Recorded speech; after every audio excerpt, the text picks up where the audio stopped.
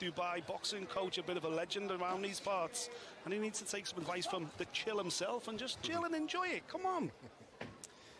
Clapper's about to go for 10 seconds. As I said, quite a patient first round from both guys, trying to work behind the jab. Nice little left hook. Just missing on the inside there and enjoy it. From De Bruyne as they both exchange at the end of the rounds. How did you see that one, Paul?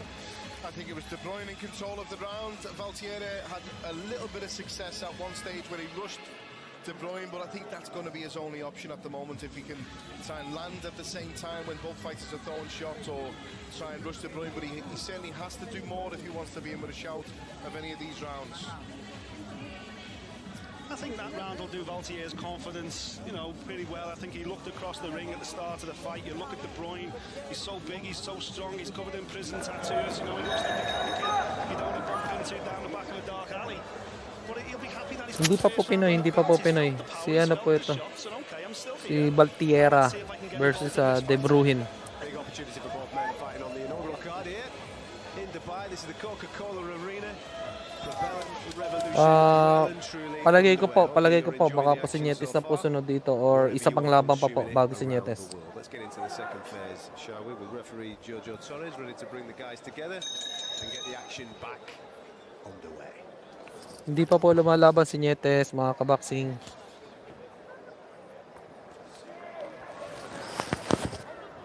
What are you looking for from De Bruyne in this round, Paul? They've had the feeling out process. There's the pressure on him. He's supposed to be the guy taking the onus and getting rid. Oh, si Nietes na po yata ang sunod dito, sabi po ni Coach John. Pagbabalik po. Circling clockwise every single time. A bit more variety to the shots he's throwing instead of the odd single jab.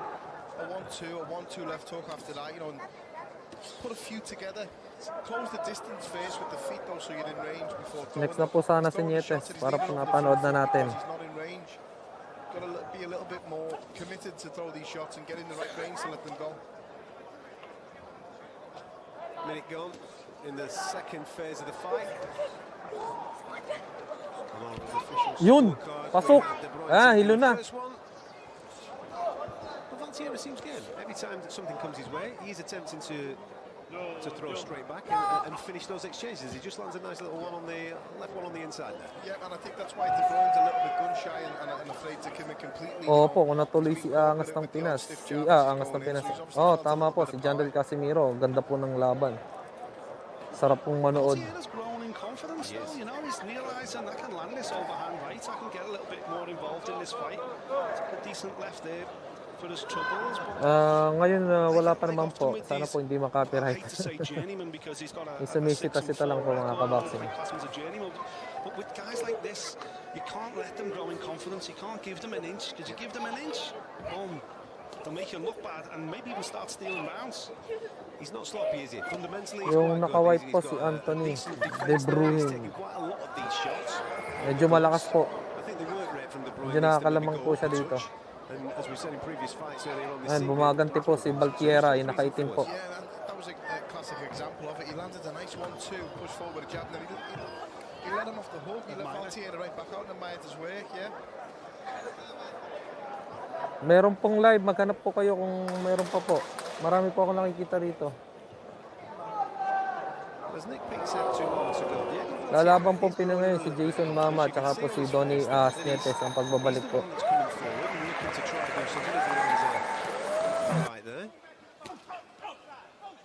I think it's down to De Bruyne maybe to press the pressure a little bit, up the pace of the fight, and not look for these single shots and start throwing a few combinations.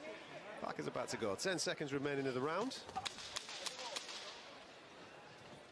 Again, it's nice. It's pretty. Good shot. Lovely shot over the top again. Looking for it again. Nice little finish to the round for Diego Valtieri. Again, he'll take confidence going back into it. But you would think that De Bruyne did enough. And that's probably the best description. Did enough to go and win the round. Yeah, he's doing the most of the round. He's controlling the round for the majority of the period of it. But every now and then, Valtieri will land an overhand right hand, or he'll land a jab at the same time when both fighters are throwing simultaneously. And I just think, know, De Bruyne needs to grab the bout by the scruff of its neck and just take control and dictate. Go, throw a combination, go again, come back. Taste lang po tayo mga kaboxing guys. Actually, malapit po ako. He seems to me like he's in the attitude at the moment. Problema, natisita lang po tayo. You know, I've landed a good shot, so you're going to now hit me, and that's probably someone who spars a lot, as he said before the fight. I've sparred a lot, train a lot, I work hard, you know. Not you go, I go, you go, and then you go again. Yep. Needs to lead the dance a little bit more, yeah? Yeah, listen, this starts at round 3 now, and I've got to be honest, I think Valtieri's having more fun in there. Yes, he's probably lost both rounds, but he's enjoying himself. He's enjoying the moment. I think when you're enjoying the moment, then that's why you're going to box your best. You're going to keep a level head, and I just think that De Bruyne, for me, just seems to be putting himself under a little bit too much pressure to perform, to turn it on tonight. Just relax and let yourself box.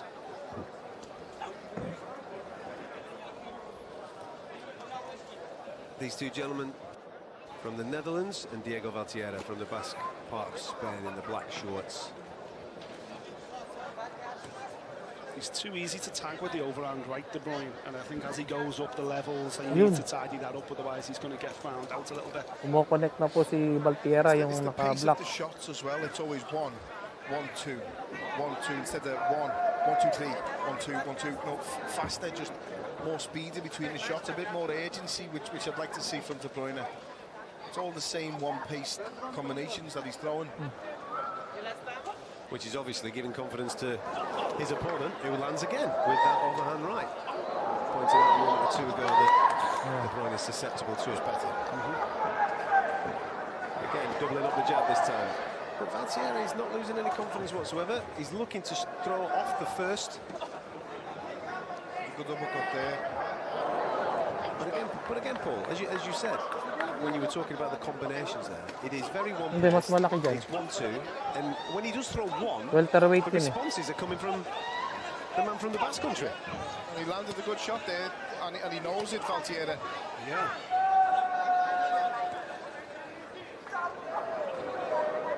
Which comes.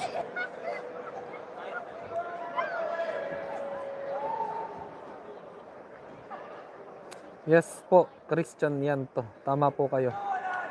Si Sonny Edwards po. Single time. It is landing for fun. And as it lands every single time, Diego Valtierra is growing in confidence. There's a lot of work coming out of Anthony De Bruyne, like I said, 1 and 1-2s. Oh, eh, mukhang maaga matatapos. 8:50 pa lang eh. Because of the defense of Hindi tayo, Valtierra is quite oh. tight. Tsaka Fundamentally, mabilisan he's lang, good, he's malalakas solid. eh. Oh. Yun! Therefore, in order to break that down, the work rate's going to go down in the Netherlands. Good shot there from Valtierra. Excellent shot. He knows De it. Bruyne felt that. He's feeling himself a little bit now, is Valtierra.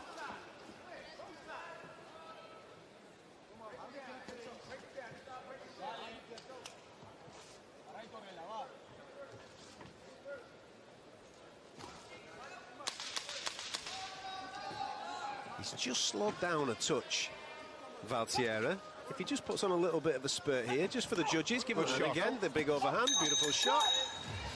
He is nicked on that left eye. It'll be interesting to see what the corner do with that. I don't think it's of any real stress. We'll try and get some pictures of that for you in a minute. How did you score that round, Paul? You know what? It was either it was a share until the last couple of shots from Valtierra there. I thought he'd done enough, and I just thought that De Bruyne. The Klopper went, De Bruyne took a backward step as soon as Valtierra tried to go forward. He's too wary and too gun-shy of what's coming at him. Rather than, as I said before, just take control and dictate. You let him know. You make him dance to your beat, don't you dance to his beat. You know, this is your fight. You're the favourite. You're the one with the better record. You're the one who's hopefully trying to go places. And you should be dominating this fight against, with all due respect, Valtierra's an ideal opponent that he could look good against at the moment, and he's just not, is he? It surprises me with a guy with a record like his. 10 fights undefeated, 1 draw on there as well. The draw was a split decision, by the way, down in Argentina. I've got to be honest, I expected more from De Bruyne, but right now, I think the fight's really hanging in the balance for him. I think right now, Valtierra, if he really wants to get after this fight, he could win this. We're into the 4th round. It's going to be interesting to see how this next 3 minutes plays out, because on our unofficial scorecard, we may have this 2-1 in the favour of De Bruyne. But if Valtierra did grow in confidence enough in that third to keep the momentum going, and he's got enough in the tank to keep going. He did get clipped there with a nice straight right, but he is gaining in confidence, and he's the one, as Paul said, that he's leading the dance. He's the one that's going forward and looking to do the more eye-catching work. That's a great shot. Lovely uppercut on the inside there as he just walked onto it, did Valtierra. But now, Paul, you want to see De Bruyne go through the gears. He's landed the shot. Step to his right, cut him off, don't follow him around the ring, keep him where you want to keep him, and then let your shots go. That was good. It wasn't just a good shot, it was a good combination, wasn't it? Yeah. A good right uppercut, left hook. Excellent. This is what I expected to see. This is the De Bruyne whose record suggests he's this fighter. He's just got to keep the ascendancy now. Still has to be patient, keep tight when you're throwing the shots. Yeah. You know, Valtierra's landed while you're throwing, so you've got to make sure that you keep tight.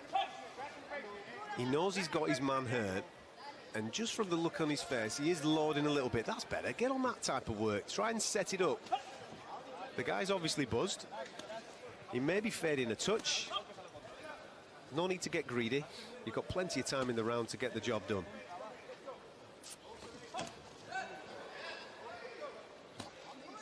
But again, he just seems to have taken his foot just off the gas a bit too much, De Bruyne. Yeah, see all this, there's no need for all this. I don't like all this. You need to keep your foot on the gas, because you're going to walk onto one like that. You've got to keep it on him. He's hurt, obviously. He's disheartened, he's tired. Put it on him now.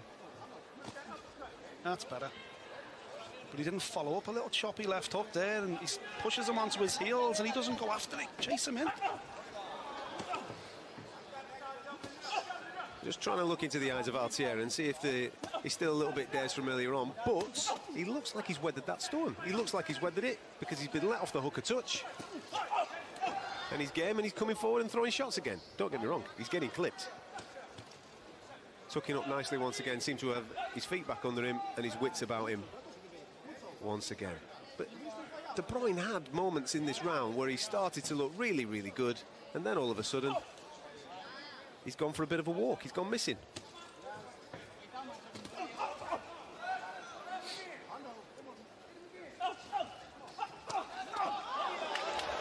Good shot from Valtierra. Yep. You can shake your head all you want. He most certainly clipped you. I saw it with my own eyes. Good from De Bruyne to finish off the round. But again, Valtierra.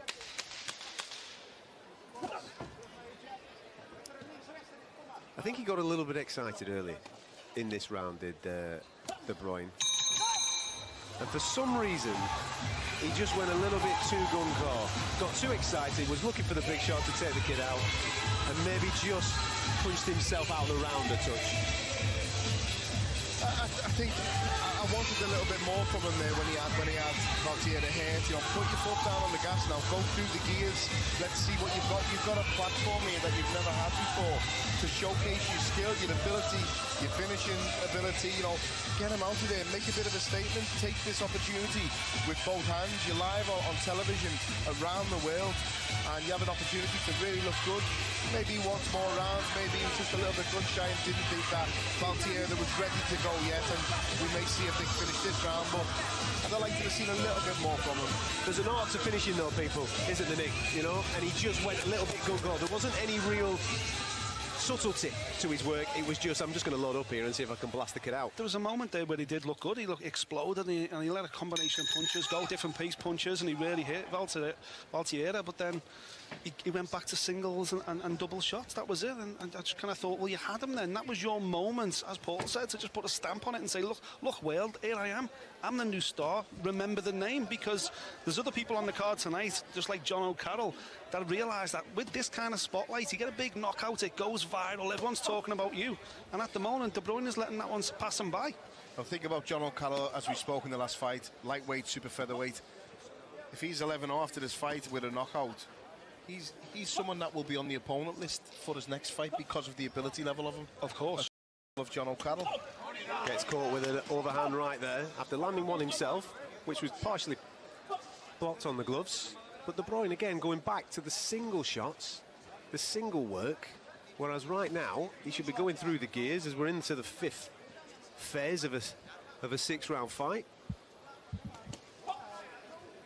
And he just seems to be going a little bit through the motion, seems to be coasting a touch and looking for the old 1-2.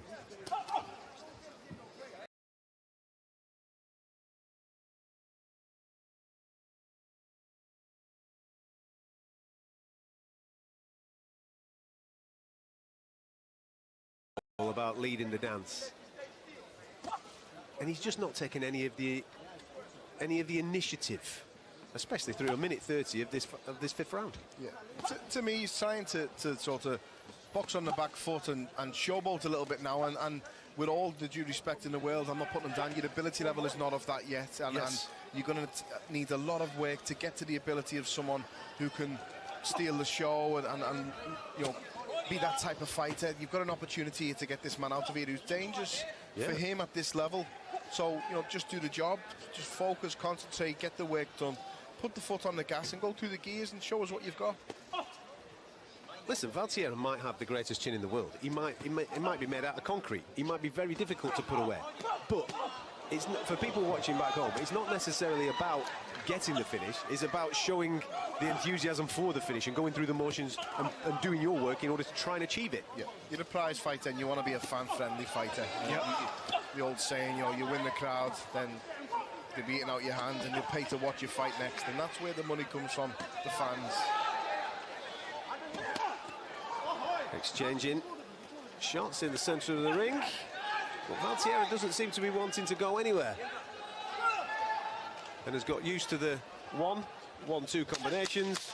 Right hand over the top. And seems to be weathering that storm very, very easily, Nick. Yeah, he's still having successes. He's still landing right hands again, this deep in the fight. And, you know, after coming through a really tough moment in the previous round, in this round, you know, Valtierra's back in the fight again, seemingly. And I think that's something that obviously De Bruyne's corner can address in the future. But at the moment, it's not a sparring match. You know, you're not in there both learning. You're in there to prove a point. You're in there to make a statement. And he's not making a statement tonight. Be interesting to see how this 6th round goes, because as we mentioned on one or two of the undercard fights, when you get to a certain part of a fight, you've done the work now. It's like the fight for anybody that does distance running. You've done the majority of it. The miles are in the bank. You've only got one to go. You kind of sprint a little bit, don't you? You find that extra second win, and bosh, off you go. I'm fully anticipating Valtierra to roll it here. Yeah. I'm anticipating him to come out and try and put it on. I'm wanting to see De Bruyne do it. Yeah, I'm wanting to see him have a sprint finish and show us what you've got. You're 10-0 with a draw. This is an opportunity for you here to showcase what you've got, and I'd love to see it, but I tell you what, Valtierra's tough, he's durable, and he's won my respect tonight for the shots he's taken and the effort that he's put in. And his corner is saying the same thing to Valtierra. Listen, you've got this far, give you your best shot for the last round. Can't miss with that overhand, right, go for it. Still to come a little later on, Nietes taking on Roberto Jimenez in a world title eliminator. Bakadir Jolalov, the super heavyweight gold medalist from the Tokyo Games, is going to be in action as well. His first one for Probellum, following his gold medal success earlier this year. And then, of course, we've got the world title fight, which Sonny Edwards defends his crown for the first time against his mandatory challenger, Jason Mama. Nice little combination there from the man from the Basque Country. But the thing that you wanted to see, Paul, hasn't happened through the first 40 seconds or so. He seems to have just coasted a touch, and it's Jimenez that's... There's a cut there for De Bruyne on the left eye. Just see it when the camera angle switches. Just pouring down the side of his face. That's another reason why you close the show when you can. Yep. Because now you're injured and won't fight again for a bit longer than what you were probably planning on doing. Still looking for single shots. Not really thrown a major 3-4-5 combination. And has come out for the final phase. That was a nice one. He fancies it now, does Valtierra. This is it. Valtierra wants to put a show on for the fans. And that kind of goes back to everything that we've been seeing throughout the course of the fight. Oh, good shot. That blood now is just red rag to a bull. If you're Valtierra, just throw that overhand right at that blood. Go aim for that shot.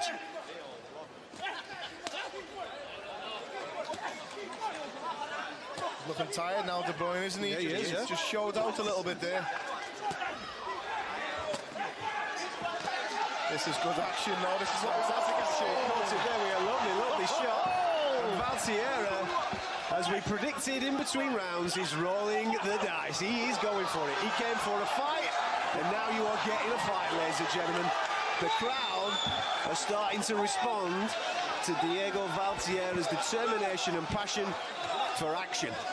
And he's trying his very, very best to put it on the man from the Netherlands, Anthony De Bruyne, who is on his bike. This is where he'll kick himself after this, De Bruyne, when he watches it back. He had him on the ropes, he had him hurt, he had him stumbled, dazed, and he could have put the foot down more and got him out today, and he never. Now he's cut, he's lost this round probably, he's been outworked, he's been outfought, and he's shown his vulnerabilities, which any future opponent will capitalise on. Don't get me wrong, Valtierra is taking some on the way in. There's no doubt about that. But he's taking two to land the big one. And it's entertaining. And it's good. It's fantastic to watch. And this kid is going to get a standing ovation. I'm absolutely confident of that, because people pay good money to come and watch fights, and they want to see action. And Valtierra has absolutely dished it out. Fair play, young man. Well done. Now listen. Told you, he loved every second of that. Every second. Anthony De Bruyne is probably going to go away with his hand raised here, right? We're confident in that, gentlemen. But the people, when they talk about that fight, when they leave this arena, they are going to remember Diego Valtierra. There is no doubt about that. 100%, you know, because you come away, you expect a 10-0 prospect to blow this guy away, and it just does not happen. Valtierra has, you know, a fantastic night. The crowd are on the feet because of what he's doing in the fight, not what De Bruyne is doing. There's a point there in the final round where De Bruyne was holding on. The referee was trying to get him to let go. That's not a good look. And he goes away now. Yes, he probably keeps his undefeated record, but I'll tell you what, John O'Carroll would take him every day of the week, because the way he swallows that overhand right, my goodness, every single super featherweight in the planet is watching him saying, get me that undefeated record now.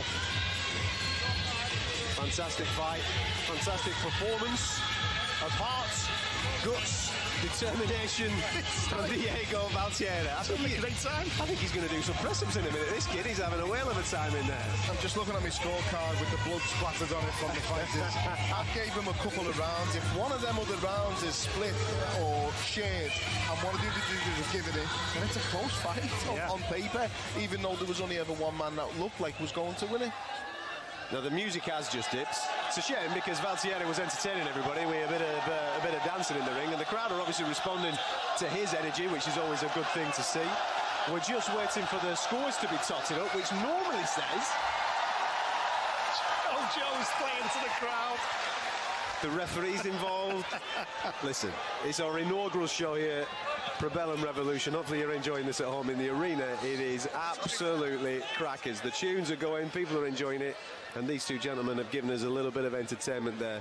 An aperitif, let's just say, before we get to some the main meals that are coming up a little bit later on. Now then, with the official adjudication and result of that fight, let's get into the ring with our MC, Craig Stephen. Well, ladies and gentlemen, if you know boxing, we always have a floating contest, one which is ready to come in at any given time. This contest, what a contest, ladies and gentlemen. Let's hear it, please, for both of our boxers in the ring. So we go to our judges at ringside. Our judge, Shahzad Janab, sees this contest. 57, a draw. Overruled by judges Gary Kitanovsky, 58-56, Mike Hale, 59-55. All for the winner. Still undefeated, Anthony, 1,000,000% De Bruyne. Listen. He got the victory as we predicted, but I tell you something, there's only one man in there that ladies and gentlemen, please show your appreciation. A fantastic performance from Diego Valtierra. I actually want Ready Ryan to go and interview him. That's what I want. Fantastic performance. And look at this now. He's getting a standing ovation from the people that have paid good money to come and see him. And ladies and gentlemen, I think we've got to say this. This is this man's final assignment of the evening, and I know you all love him as referee. Mr. Jojo Torres. There you go. Amazing. I can't believe that's his final fight of the evening. Obviously, you can't referee the Donny Nietes fight, but get him back in there for Jollaloff. That's what we want to see, man. Get the ref back on there. Anyway, we've had a little bit of fun, we've had a little bit of a joke. The crowd have gone absolutely crackers. Our main man, Radio Raheem, is now with the victor in the ring. Radio Raheem with Anthony De Bruyne. What a war you were engaged in tonight. No man on this card so far has done anything but left it all in the ring. How difficult did you find this fight by the end? The first couple of rounds I thought it was going to be a bit easier than he would come back in the fifth and the sixth round. He was coming back very strong. But yeah, I managed a way to survive 2 of the rounds. You know, it's nothing that I haven't faced before, so we had to just deal with it. I had a few headbutts, a few blows, heavier blows, but you know, at the end we went and done the job. There was a moment in there where it seemed like you had an opportunity to close the show. He came back strong, he weathered the storm. How difficult was that moment, and could you have done anything different to get this fight out of the way? Yeah, I could have stopped it at that moment. Could have tried it to push through it. You know, however, I thought, let me just, you know, see however he reacts later on in the rounds and just keep boxing. But yeah, well, of course, I won't take away. I could have stopped him there. You know, like, it is what it is. Lastly, when the first card was read out as a draw. I saw the look on your face. For a moment, did you think that maybe this fight had gotten away from you? I thought it was the first round. In the first round, cool. But like other than that, a draw, no. You know, I wouldn't have thought it was a draw. I would have thought I would have. Well, we all have to thank you for a maximum effort for leaving it all in the ring tonight. What an entertaining show. Radio Raheem with Anthony De Bruyne. Appreciate you, man. Appreciate it. Thank you all. Thank everybody for coming. Appreciate you all. Thanks. Top stuff, Raheem. Much appreciated, my man. Listen, he got the victor, but there's a lot to work on there, Paul, as we look through some of the fight footage from the last 6 rounds. Yeah, there is, and listen, we have to not be too critical because every fighter has levels, and there's levels to boxing, and sometimes 2 fighters of the same level at this level matched together will make for a very entertaining fight, as we've just seen. But he needs to watch this back, realise, you know, focus on the good stuff that he did and do more of it, and the bad stuff that he did and the lack of stuff which he was doing, you know, lack of action, lack of pressure, lack of going again for the second and third phases of attack. Work on that in the gym. He looks a fit lad, he's always in shape. Go and work on that in the gym instead of just the basic fitness and brawling and fighting, you know. But that was entertaining. I really enjoyed that myself. Listen, Diego Valtierra, he might have a record of 6 and 5, but I'm absolutely confident that he'll sell a few tickets if he's on a card anytime soon for Probellum. Anyway, without any further ado, let's get back to our in-house team of Ali Drew and Jim White. Thanks, Adam. Yes, that was quite a war and a great opportunity for both fighters to be part of the main show, just in between some great fights. Absolutely. I mean, to be honest, Ali, they went at it there, hammer and tongs. And what I noticed here, the audience in Dubai, the crowd in Dubai went with it all the way to the very end. They loved every second of that. It's an educated audience here, educated boxing audience here in Dubai tonight. And we do have to say as well, the crowd went even crazier for the ref in there, which we've never seen before. But Jojo Torres, they absolutely love him here. There's a referee here in this part of the world called Jojo Torres, and in between the rounds, the crowd applauds Jojo, and Jojo loves it. He's a Filipino, he's a former fighter himself, and now he's something of a refereeing celebrity. I love that. Talking about celebrities. Yes. Well, we've got quite a few familiar faces here ringside. The one that we're going to bring in now is former multiple weight world champion. You all know who he is. Boxing royalty, Roy Jones Jr. Welcome. How are you enjoying tonight? I'm really enjoying it. Probellum has put on a really good show tonight. The fans got really what they wanted in the opening already, so we hope the rest can hold suit because that opening fight was a really good fight. That was amazing there. It was fairly brutal, wasn't it, Roy? Yes, it was. Made me think of Roy Jones Jr. against James Toney. Do you remember that? Of course you do. Well, it wasn't quite as brutal as that, but it was a classic boxing situation because both of us are going into the Hall of Fame next year. Me and James Toney. So really? That tells you how good we have to be. My best performance was against another guy who's also going into the Hall of Fame the same time that I am. How awesome is that? That's awesome. You're awesome. It's amazing you're here, and they love it. Did you see it, Ali? The crowd here at the Coca-Cola Arena, they gave you a great reception. How do you feel when you get that? Wherever you are in the world, they love you, man. Yeah, I feel awesome. I always tell people, you know, it's more important that people love you than hate you. So when people come, people say, do you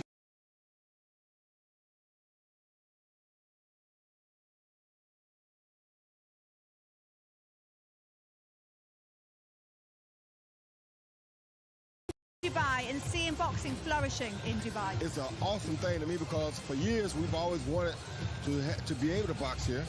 I wanted to box here back in my heyday. I never could, but we've been wanting to get boxing here. So now that boxing is here, and I know because of the people involved, Probellum being one of them, is here to stay. So the fans seem to love it. And if the fans love it, then why not give them more? Yeah, some English fans over there, Roy. Yeah. Some Irish fans up there. Yeah. Filipinos are in. A lot of locals, of course, from Dubai. A number of people have come down from Abu Dhabi. I bumped into a lady earlier on. She was saying she's thrilled to be here. Yep. She's a 2-time Russian champion. Yep. She is Leila Gadzeva. I mean, it's incredible. This event, Probellum's event here, has brought a whole variety of people in, and it shows you the clamoring for boxing in this part of the world. Yes, it does. It shows you that they're definitely clamoring for boxing. I was just asked over here a little while ago if I was interested in bringing another one of the things me and Mike Tyson did, another exhibition. And they seem exhibition-ish, but when you're in there with people like Mike Tyson, everything he hits you with hurts. So it's not really an exhibition, it's somewhat of a fight. So I said I would do it, but it takes a lot because I have to go get in shape. And I have to get in shape as though I'm fighting a top-notch fighter. There's two people that seem to want to beat me up still, and that's Anderson Silva and the guy Fedor from Russia, the MMA fighter, the great legend. Right. Why they want to jump on me, I don't know, but I mean... Why would they? You're such a nice guy. I don't know, I'm such a good guy, but for some reason, since I was a kid, people always wanted to beat up my mom's child. Why? I don't know. It could be my smart mouth, but I don't know. But for some reason, they want to do it. So I told the guy over there, if they got the right money enough to make me go get in shape, there you go. Then they can get what they think they want, because they really don't want that for real. Y'all must have forgot. There you go. Bit of an exclusive there. So, maybe yeah, Royal we're going to get you back in the ring ASAP. That's what we want to see. It's what everyone wants to see. You know, I mean, to do it, it's like you only live once. Why are you still capable of doing it, giving the crowd what they want? Why not? Well, you heard it here first. You heard it here first. Thanks for joining us, Thank Roy. you so much, Roy. Well, the next fighters are ready to make their way to the ring, so we'll hand you back to Adam and the team. Thank you, Ali. Doesn't get better than RJJ. I've got a funny tale about him, by the way, boys. I don't know. Well, yeah, go on, I'll share it with you. When he was obviously cornering Chris Eubank Jr. at a recent fight in Newcastle, they all went out afterwards, and RJJ got on the mic, and he did, y'all must have forgot, to the whole nightclub. Sensational to watch. Right, let's get the super heavyweight gold medalist from the Olympic Games in the ring, Bahadir Jalilov against Julio Cesar Calamino.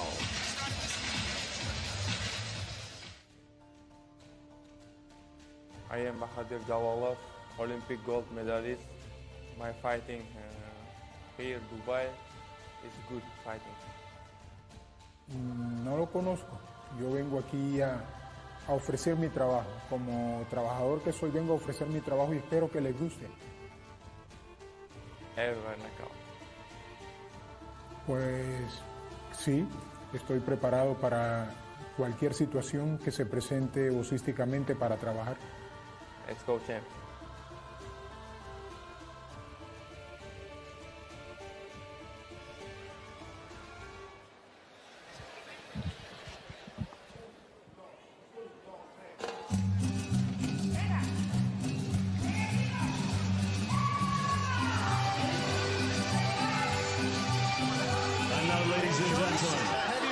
Making his way to the ring from Tuna, Colombia, El Gigante, Julio Cesar Calamino.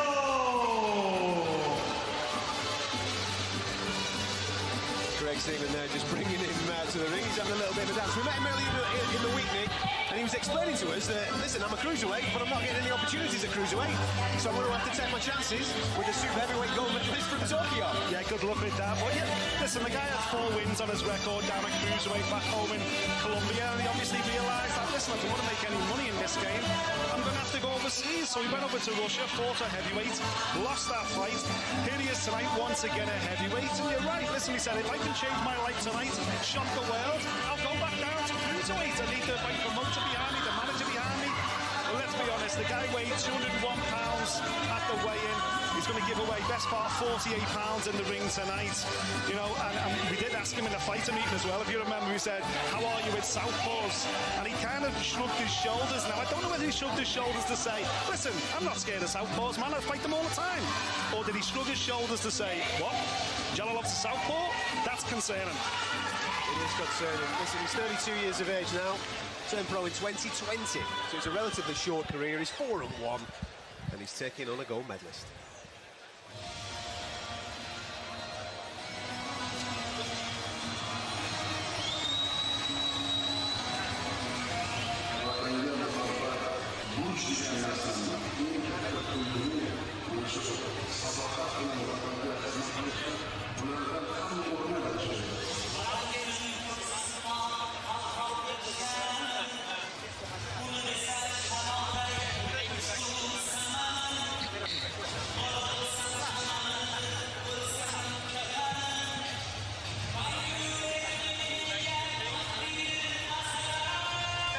And now, ladies and gentlemen, fighting out of Brooklyn, New York, USA, by way of his homeland, Uzbekistan, the 2020 Olympic gold medalist, Bahadir Jalolov!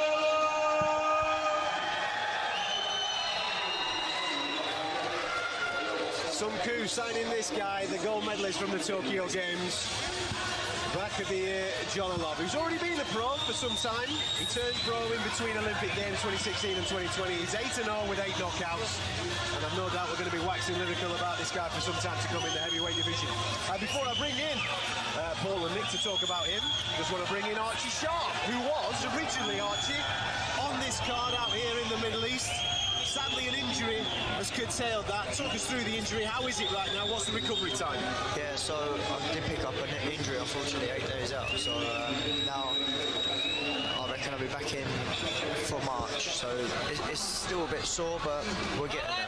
And regarding the event itself, mate, having a look around this arena and how you've experienced the buy this week, obviously heartbreak not being on the card, but still to be here and to be around it. Hopefully one of these will happen again in the future for you. Yeah, exactly that. It's an understatement, to be honest with you, especially being here. It's amazing, and I'm looking forward to getting back out here in the new year, definitely, because Problema have it's amazing. What they're doing is amazing.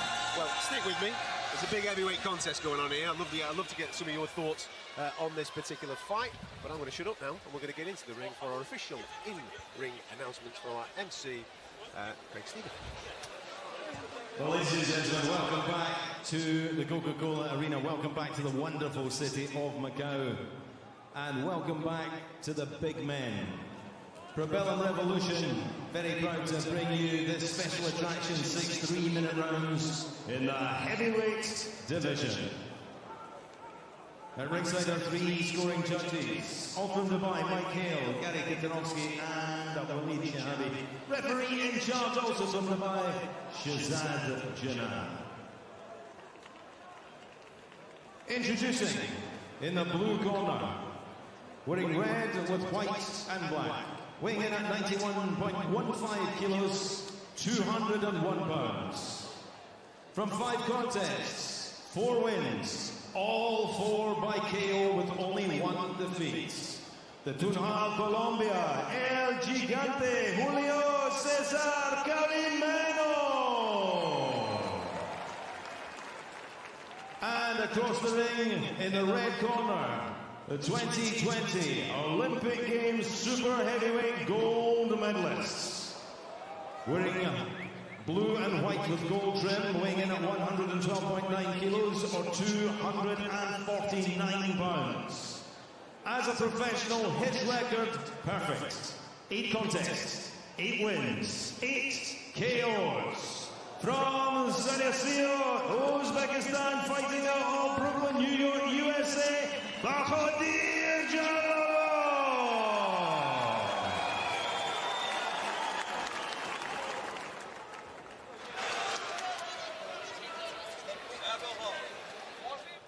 Okay, boys, make sure you give me a good, clean fight. Anything up to the label is good. Please watch the heads and the grab punches to the back. ahead. Touch him up. Good luck to both of you. There you go. Final instructions done for this heavyweight contest between the gold medalist from the Tokyo Games, Bakidir Jalalov, from Uzbekistan, taking on the Colombian Julio, Cesar Calamino. And I would advise you at home not to blink. No. This might be a quick one.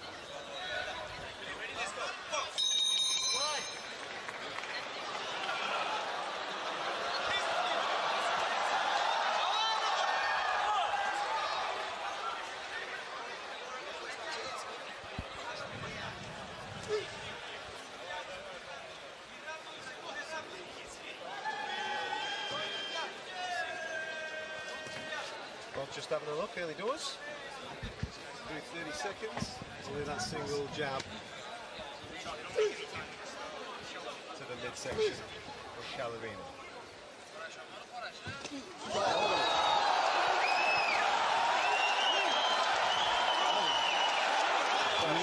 He's not getting up. He's not getting up, ladies and gentlemen. He is done.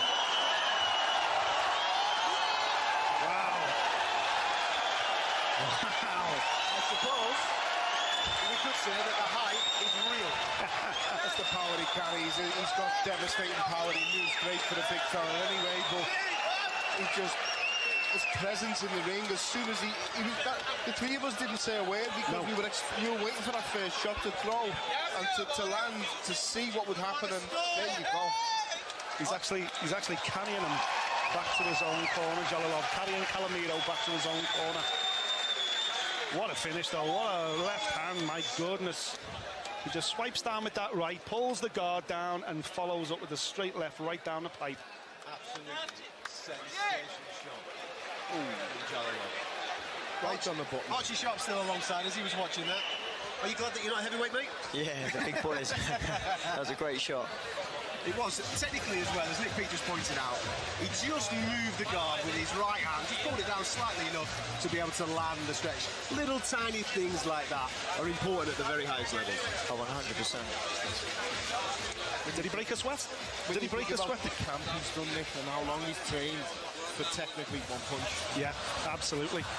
And people at home will be sitting thinking, oh, he could have got up. That type of size, a man 250 pounds almost, hitting you clean on the chin with the technique that he has, with a straight back left hand, rear southpaw backhand, right to the chin. You won't understand what that will do to your senses.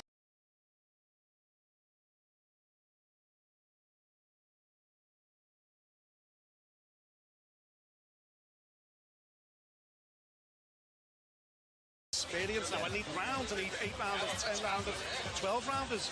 But who's going to take him 10 rounds to get there? He's going to be a victim of his own success because he's going to be knocking so many men out early because of the power he carries, the skill and the ability that he has. And he might struggle to get rounds, you're right. Absolutely. Let's get in the ring. We know what happened, but let's get the official announcement from Craig Stevens. Well, ladies and gentlemen, before we declare this result, it takes great courage to step in a boxing ring at any level, not least with the big men, the heavyweights. Let's hear it, please, for both our boxers in the ring. The official time is 46 seconds of round number 1. A referee, Cesar reaches the count of 10. The winner now 9 wins from 9 contests with 9 KOs from Uzbekistan, Bakidir Jalalov.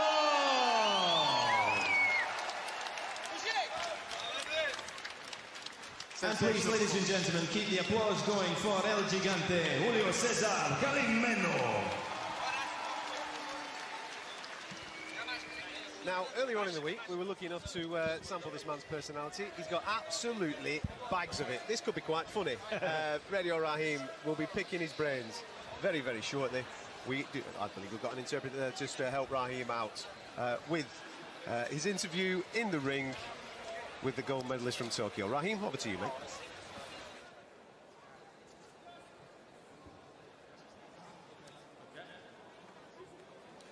Radio Raheem here with a man who has 9 fights and 9 knockouts to his credit. And I'm going to announce here that you're a one-name type of fighter, Jalalov. Tonight you handled business with a single punch. Did you know going into this fight that that particular punch would be the one to eliminate your opponent?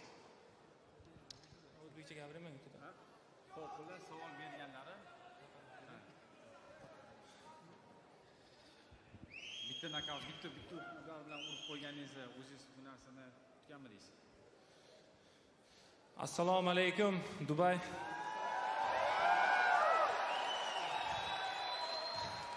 Alhamdulillah, g'alaba qozondim. Alhamdulillah. Bu hammasi Allohdan deb bilaman. Alloh sababchi deb o'ylayman. Biz oddiy bir sababchi, Allohdan hammasi. Inshaalloh bundan keyingi janglarda ham barcha o'zbekistonliklarni xursand qilishga harakat qilamiz. Assalomu alaykum, Uzbekistan. Thank you very much for coming for this fight. Yeah, inshallah, the next fights will be only winning. So, that's it.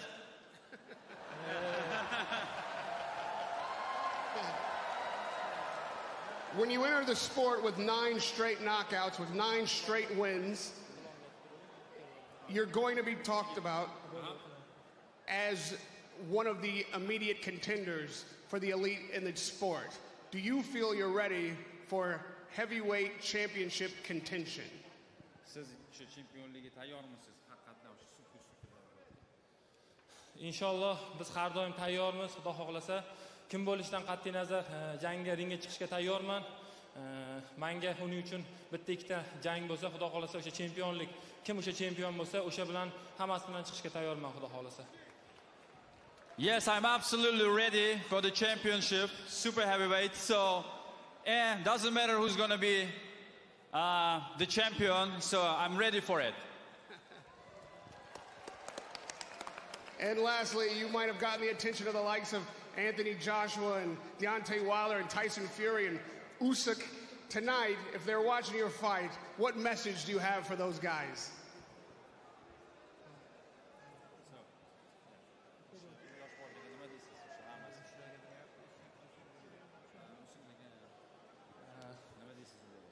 Men to'g'rirog'ini aytsam, kim bilan bo'lsa ham ringga chiqishga tayyorman. Usyk, Anthony Joshua, Tyson Fury, menga farqi yo'q.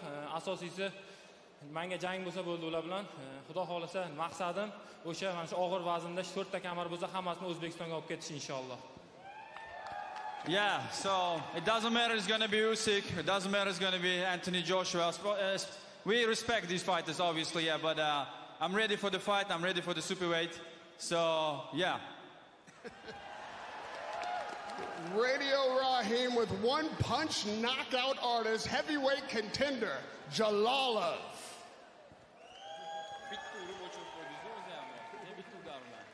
Rahmat hammaga, meni qo'llab-quvvatlab turgan, televizor ortida meni qo'llab-quvvatlab turgan vatandoshlarimga, yurtboshimizga, biz sportchilarga shuncha sharoit yaratib berayotgan yurtboshimizga o'z minnatdorchiligimizni bildiramiz. Mana shu kim bizni qo'llab-quvvatlab turgan yaqinlarimiz bo'lsa, barchasiga rahmat aytamiz. Sizlarni yaxshi ko'raman, O'zbekiston. Thank you everybody, thank you. I love you, Dubai. Welcome to the Probellum Revolution. There you go. I tell you what, Radio Raheem earned his coin there, didn't he? You know what I mean? It's always difficult doing an interview with an interpreter, but I thought it was very important to hear from the heavyweight champion at Tokyo Games. With a performance like that, this guy is going to be a star. Obviously, he mentioned a couple of names there. Listen, he's got history in the amateurs with Joe Joyce. He's got history in the amateurs with Fraser Clark. We're not going to be waiting around too long to be seeing this guy competing with the very top boys. No, but he does need to build that engine up. We spoke to him in the fighter meeting when it's just us. There's no cameras there, and he admitted himself, I need to build that engine up. I need to get myself up to 8 round, 10 round, 12 round fitness. And to do that, the only way in doing that is by doing it in the gym and also on fight night. But as you said before, Nick, to get an opponent who is good enough to take him past the first 3-4 rounds, this man is Olympic gold medalist, world gold medalist, Asian Games gold medalist. And if it's going to take a very, very special type of fighter of the top category, in the top bracket of the heavyweight division, to even challenge him, let alone beat him. So it's a bit of a conundrum, you know. Do you rush it first? Do you take your time and try and keep knocking people out like this and putting bums on seats and gaining fans and gaining a big fan base? Or do you go for it early? And for me, I think there's no rush, but The fans want results quick. Exactly, and he is a superstar. Look, the place has gone berserk in here. He's obviously been travelled around the world, got big wins around the world. Listen, I need to get him before he goes because I want to make sure to get one of those Squid Games tracksuits that his team are rocking this week. They look absolutely sensational. But he's a future champion. He carries himself like a champion as well. It's just a matter of time.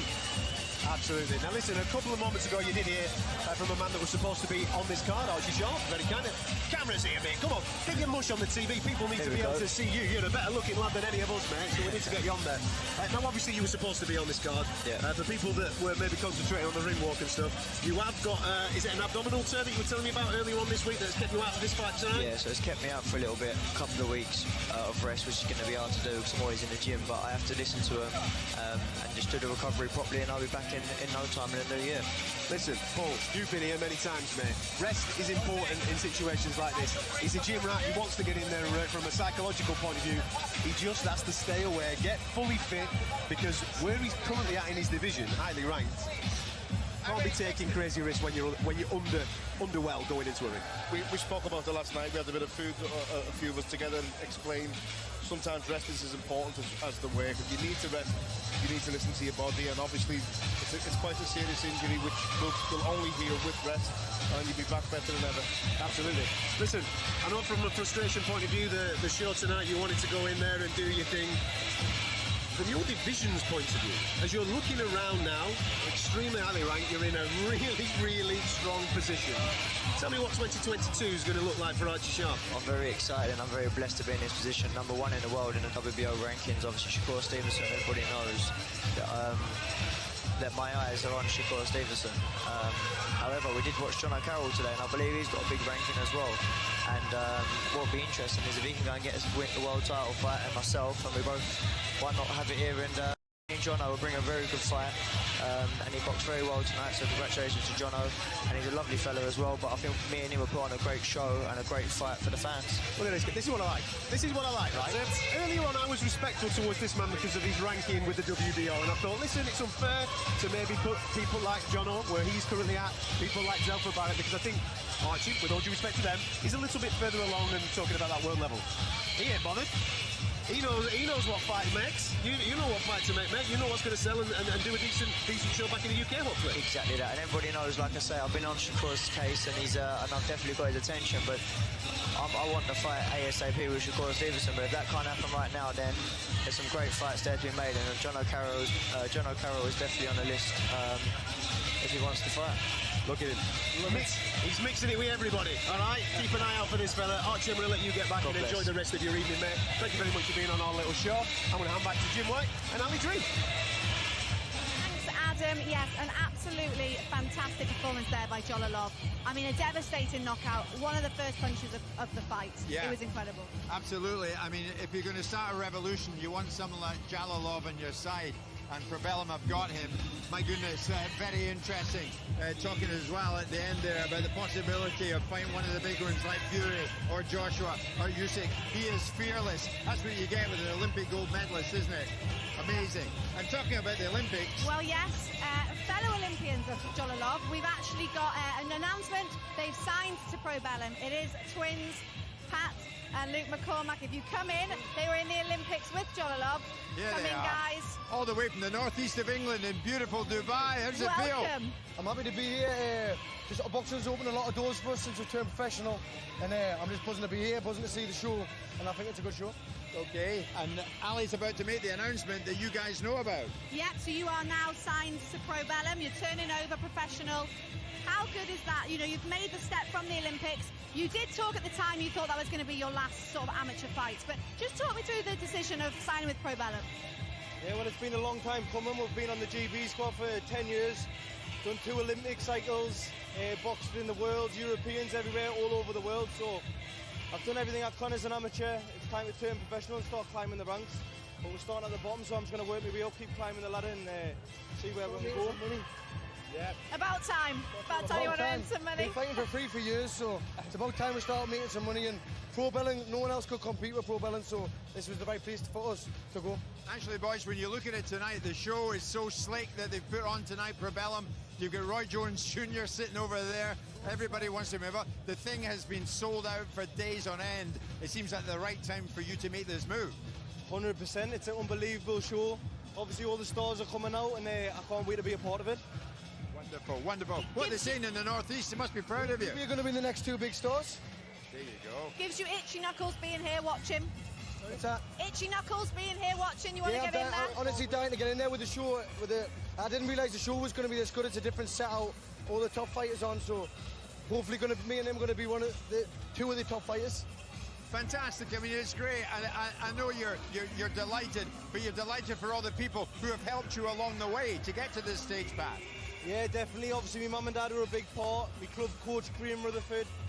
I'm now training with Ben Davison. Got good advisors advising us what to do, so there's no stopping us. So I'm ready to hit the big time. Well done. I like Ben Davison, yeah. Thanks. And the way to tell them apart is Pat is a little bit taller than Luke. Just a little note. But the next fighters are ready to come out, make their way to the ring. It is the co-main event of the evening. So we'll hand you back to Adam and the team. Thank you, Ali. Thank you very much, Jim. They did well with them two boys. Asking them about itchy, they've always got itchy knuckles, the pair of them two. Tell you something, they're going to be some addition to the Probellum roster. Right, ladies and gentlemen, here we go. Super flyweights on deck. In effect, a world title eliminator for a title that Donny Nietes gave up at the back end of 2018. But he's here, he's talking a big game, and he's taking on Roberto Jimenez.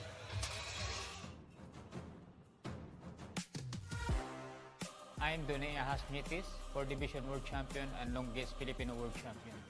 Mi nombre es Roberto Jimenez, apodado Meneito. Importante yun sa kayo kay tungod elimination sa nga fight. Importante yun nga madaog kay mo nagi pangandoy na to nga makaduha usab nga world title. Yo soy un boxeador prácticamente veloz, técnico, pero en esta pelea vamos a tomar riesgo. Encima del ring voy a saber qué debo hacer para obtener la victoria. Ako alang ani gusto ko gid nga manindot gyud nga performance para naman nga mas maganahan pa gyud ang mga boxing fans diri sa Dubai. Gusto ko nga maga-excellence gyud nga performance.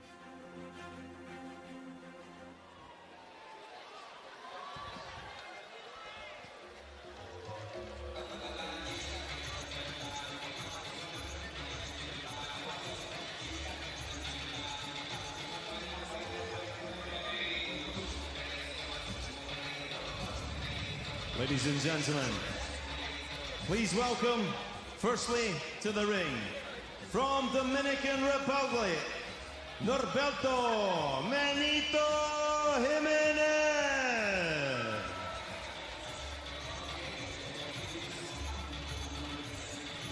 Here he comes, Roberto Jimenez, who has got a really mad record. Mad record.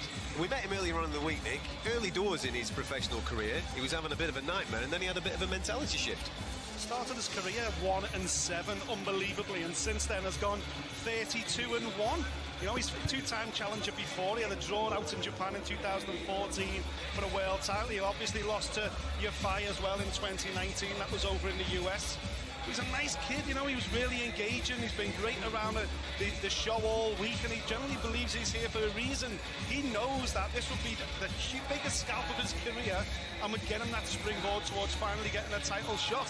He's very confident, and that run cannot be denied. 32-1. It's absolutely phenomenal.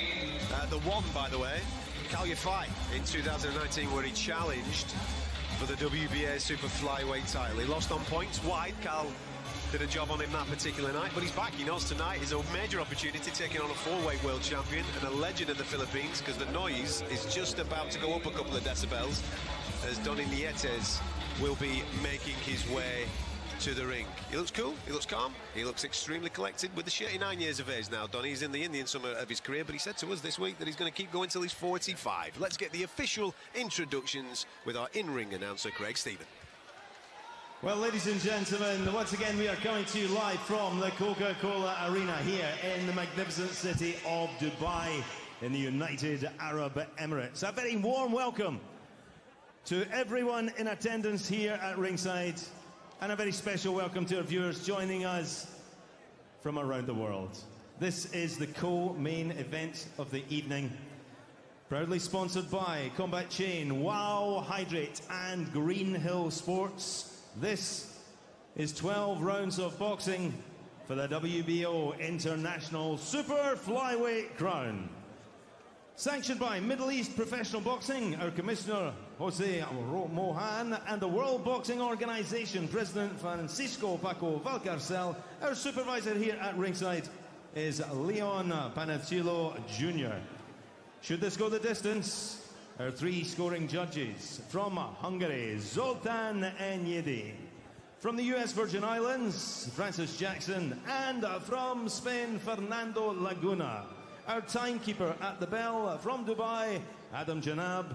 And in charge of the action, a referee, world-class referee from Hungary, Mr. Bence Kovac. And now, ladies and gentlemen, time to meet the boxers. Firstly, and boxing out of the blue corner, he wears a red and white with blue trim, weighed in at 52 kilos even, or 114.6 pounds, a 44-fight record, 30 wins, 16 by KO, 9 defeats, 5 draws, former national champion, former WBA Fede Centro and WBA Fede Latin 115 pound super flyweight champion, from Villa Duarte, Dominican Republic, Norberto Menito Jimenez. And opposing him across the ring in the red corner, wearing purple with silver trim, weighing in 52.15 kg or 115 pounds even. A 49 fight record, 43 wins, 23 by KO, 5 draws and 1 defeat. Ladies and gentlemen, he is boxing royalty, a 4-weight world champion, WBO minimum weight, WBO mini flyweight, IBF flyweight, and WBO junior bantamweight champion of the world.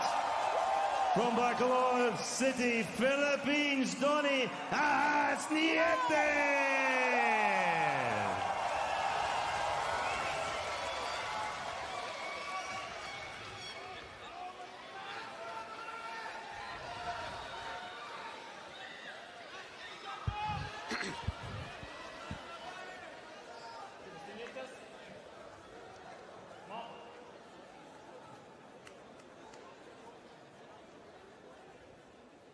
Okay, gentlemen, we've been over the rules in the dressing room. I expect a good, clean fight. Protect yourself at all time, obey my comments all the time. Good luck, buena suerte. There you go. Final instructions done and dusted. We're classing this one as a world title eliminator. Donny Nietes, former 4-weight world champion, taking on Roberto Jimenez of the Dominican Republic. Let's get to action. The man that was the utility, the janitor worker at his local gym. He used to look after the boss's pet snakes, hence the nickname Ajas, which is snake in local tongue. He's here, and over the next 19 years, after turning professional at 20 years of age, went on to win world championships in 4 weight divisions. The word legend does get bounded around a lot in the world of boxing. We are watching one right now. Back in action, talking a big game this week, boys, in the fighter meetings. Mentioning the likes of Estrada, mentioning the likes of Chocolatito, and obviously wanting to regain his championship back, the one that he vacated at the back end of 2018. Yeah, he doesn't get the love of, say, a Manny Pacquiao or a Nonito Donaire on a global scale, but he absolutely deserves it for what he's achieved in the sport. Nothing short of remarkable, but what I would say is what is lacking is star-powered opposition. You know, he's done a lot of work at the minimum weight, light flyweight, weight divisions that aren't really recognised in the Western world, unfortunately. And that's why now at this stage of his career, he's like, right, I'm going after the big guns. He needs the Chocolatitos, he needs the Estradas, he needs the rung of size on his record to get the love from the global fans. Listen, it's heavy in the arena today. Very pro Donny Nietes. Jimenez throughout the course of the week, we met him. Didn't seem to get too overall, but he's on the ropes right now after taking a short right uppercut from Donny Nietes. Shakes his head, Jimenez. But as we've been saying to you all night, that's normally a sign that one just shook him a touch. We mentioned a couple of guys earlier on when they get their opponent hurt, Paul, in certain moments. Yep. They didn't have the IQ or the nuance just to be able to go through the motions there. But look at this guy, 39 years of age, been there, done it, got the T-shirt, obviously tagged his opponent there, not rushing.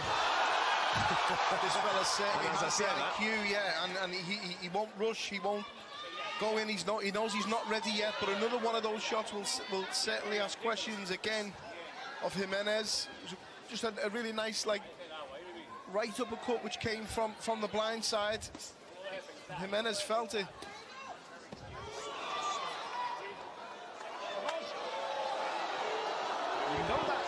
You know that hurt Jimenez, because every time now Donny kind of steps forward, Jimenez not only goes behind his guard, but he cowers behind his guard. It's like he's scared of the power now. Whoa, I didn't expect him to hit that hard. Oh, big shot. Huge shot from Donny Nietes, and he's looking to unload now. We can sense the end of the fight. A huge right arm which landed clean. Jimenez looked like he was ready to go, but Donny Nietes now looking to finish this nice and early to give the Filipino fans that have come out to watch him here in Dubai that big finish. Oh! And another big one. Donny Nietes rolling back the years and just showing us what we've been missing for the last 18 months or so. Fantastic first round for the Filipino. Let's bring in former world champion Charlie Edwards, who sat next to us like us as fans, jumping out of his seat, getting excited at some of the action. Charlie, talk me through the first round. What are you seeing from the champ? It's a great start from Nietes. He might be 39 years of age, but he's got it all still. He's fresh, he's young, he's fighting like a young man, and the power he possesses, it's great, it's scary. Very good opening first round. He's setting his shots up nicely and finding the gap, and it's looking like Jimenez is really struggling with his power. Earlier on in the week, Jimenez showed a lot of confidence, a lot of braveness, but obviously the thought of the fight is one thing, the reality of the fight is something totally different. The crowd, as you can hear in the background, just reacted to some of the things that we've seen in that first round. When you, as a fighter, a person that's in there doing this for a living, in and around these weight categories as well, Charlie, when you see someone like this, it must be a real treat to see him up close and personal, to maybe use some of the things that he's doing and add them to you again. Oh, definitely. Watching him in his first round, he's a very clever fighter, he's a very experienced man, 4-weight world champion, it speaks for himself. So me sitting here ringside, it's a blessing. Like I can watch him, I can see him in the flesh and pick up a few of his tricks and his tactics. Paul, the speed for a 39-year-old man is absolutely frightening, and that's no disrespect to any 39-year-old men watching this show, but as we all know, as we get a little bit older, we do start to slow down, and Donny Nietes, the footwork is absolutely on point straight away. Well, I am a 39-year-old man, and I couldn't throw shots as fast as him at the moment. I don't think I could when I was fighting. What caught my eye the most was the timing of the shot. He slipped inside, let a lovely right uppercut go, which hurt Jimenez. Then that right hand, listen, I'm telling you now, Jimenez has a good chin, because the second right hand that landed was right on the chin, and he didn't go down. He buckled, but he's still on his feet. It was a really good shot, and I think he's a bit durable to take that and still be here. As Charlie just said, though, he's very, very efficient. He doesn't waste nothing. He's patient.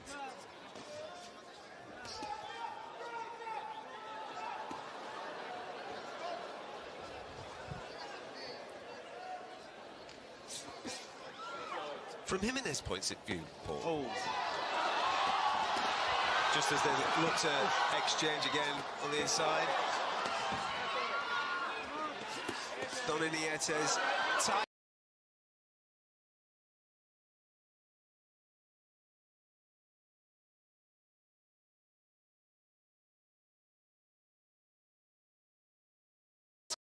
A couple of times. The timing's just absolutely sensational. It's frightening, and what Jimenez has had to do is put his foot down. He's had to go to fourth gear straight away. He's having to exchange when he probably wasn't planning on exchanging this early on, but he knows he's got to try and get the respect of Donny Nietes, and he needs it as soon as possible, because he's getting picked off and he's getting hit with big shots when he's going backwards. I feel for him, because the last thing you want to be doing when you're dazed is trading, but he has to trade to gain his respect, because at the moment Nietes doesn't respect him, and he's going forward and landing lovely shots and nice little counters and traps, as Charlie just said. Charlie, the variety of the shots. He is absolutely world class. It's really nice to watch. He's setting things up. He's so comfortable in there.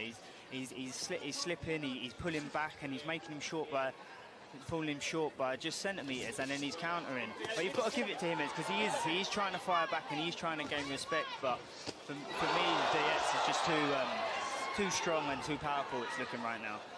Hopefully, this is being picked up at home as you're watching this in the comfort of wherever you're watching this from. Just the tiny little reactions, the tiny little feints, the only minimal movements, Charlie, but they're just so rapid. It's like there's a glitch in the Matrix in some way, shape. Yeah, most definitely. Like I said, he's making him miss by centimetres, and when he's firing back, his feet are planted and the power's coming straight from the floor, and you can see it's having an effect on Jimenez already. Paul, a real treat to watch this man go through the motions, but from Jimenez's point of view, you've mentioned there a couple of times, he's got to try in some way, shape or form get this man's respect by landing something on him to make him think about doing what he's doing. I feel for him, because if you're his coach now, what do you tell him? Look, go for broken trade, you're going to get knocked out, or get on your bike and don't engage. He's going to chase you down and probably land them slip counters, or he'll set the traps, and you've got to have a go, move, he's got to stay tight. He can't, for me, he can't trade with him, but then as Nick just said, he has to gain the respect somehow. Yeah. I think Nietes is doing a very good job at controlling the distance. Like, he's edging in and then he's pulling the distance away, so he's thinking that he can pop his shots off, and as soon as he's popping his shots, he's falling short and then getting counted. And that's experience, isn't it? That's Experience what you can only get from being at the level that he is for so long. Well, there we are. We're into the third round. The fans in the arena here are absolutely loving it. Hopefully you're loving it as well. Coming up a little bit later on, it's the IBF Flyweight Championship of the World, where Charlie's brother Sonic will be in there defending for the first time against Jason Mama. And we're also... Another nice shot there, just on the inside from Donny Nietes. In some way, shape or form, I kind of admire what Jimenez is trying to do. He's trying to get in there, rough him up, trying to make it a little bit ugly, because if this is just going to be a pure boxing fight, there's only one man at this moment in time that is going to win this. A sensational first 6 minutes from Donny Nietes. Yeah, definitely. He's boxing a blinder here. Really a punch-perfect performance up to this time. But it's the way he sets his traps, the way he edges his feet in. It's so clever. It doesn't look like anything, but he's just edging in the slight bits, and then he's pulling out. And like I said, Jimenez thinks he's there, and he's not. When he's getting in close, Jimenez is trying to rough him up. You can see by Nietes, he's not fazed by that, and he's just getting back to his work. And from a Jimenez point of view, when we're talking about mental fatigue, obviously this is a physically fatiguing fight. But when you're doing that, when you are being made to work when you don't necessarily want to work, when you think a fighter is in a particular position and then he's in a different position, mentally, that's incredibly draining. Oh, completely. It's very draining. This is the third round, and Nietes has just positioned him where he wants him, at what time he wants him, and you can see that Jimenez is overworking and over-trying. And listen, it's a 12-round fight, so, a 10-round fight. So as this fight goes on, he's going to start draining the battery, and that's what Nietes is going to do. I think he's trying to set him up and then for a later kind of step it up and put it on him. Really good point that from Charlie there regarding he's putting him in the positions that he wants him to be in. And he's making him work harder than he wants to work at this early stage in the fight. He's having to throw more and try and gain the respect of Nietes. And Nietes is just edging forward, stepping forward ever so slowly, then step to the right, step to the left. And it's experience how he's doing it. When, like, he's like I said, he's 39, but like you can tell this guy, he lives the life. He's probably lived the life through his whole career. He's still got the passion for boxing, and experience is key. And having a long career like he has, going through 4 weights, adjusting his style, he's seen everything. So no wonder why he is capable of setting him up and putting him where he wants him. He seems to be seeing everything before it happens. He's already read the script. You can see Jimenez is not liking it now, and he's looking to the ref.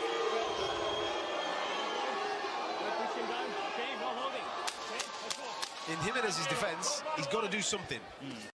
To exchange hooks there. Nice little exchange at the end of the round. Donny Nietes enjoyed that one. He's just had a look at his opponent. He's given the crowd a little bit of a wink and a nod. We've just come alive, ladies and gentlemen. The Coca-Cola Arena is jumping, Nick Pete. You enjoying yourself? I'm having a wonderful time here. I'm sitting back and listen, Jimenez, is doing all he can at this stage of the fight. He looks super fit, which is the one thing in his favour. You know, he's took some clean shots again there, but thankfully he was able to ride them this time. The fact that it is a 10-round fight, he looks like he can probably keep this pace up. My fear for him is that he's in 5th gear and Nietes is in 2nd gear. And when Nietes wants to go through the gears, he's going to get found out again. Right now, he's doing great. He's gone back to the corner. They're probably growing in confidence now. He's handling himself. He's not getting hurt. He's getting his shots off.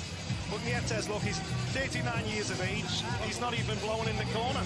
He looks fresh as a daisy. In some way, shape or form, him and turn this into a fight, hasn't he? Because he's going to get outboxed. There's a lot on the line in a fight like this, as we're alluding to. This is an eliminator for the WBO World Championship.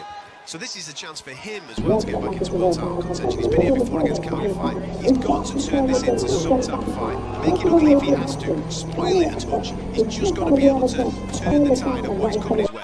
Most definitely. I feel that Jimenez needs to try and kind of break Nietes' rhythm. He's fighting in the same rhythm, and if he can kind of change that, so maybe speed up the footwork a little bit, throw a bit more feints in, and try and get Nietes trying to reach over his front foot to maybe counter.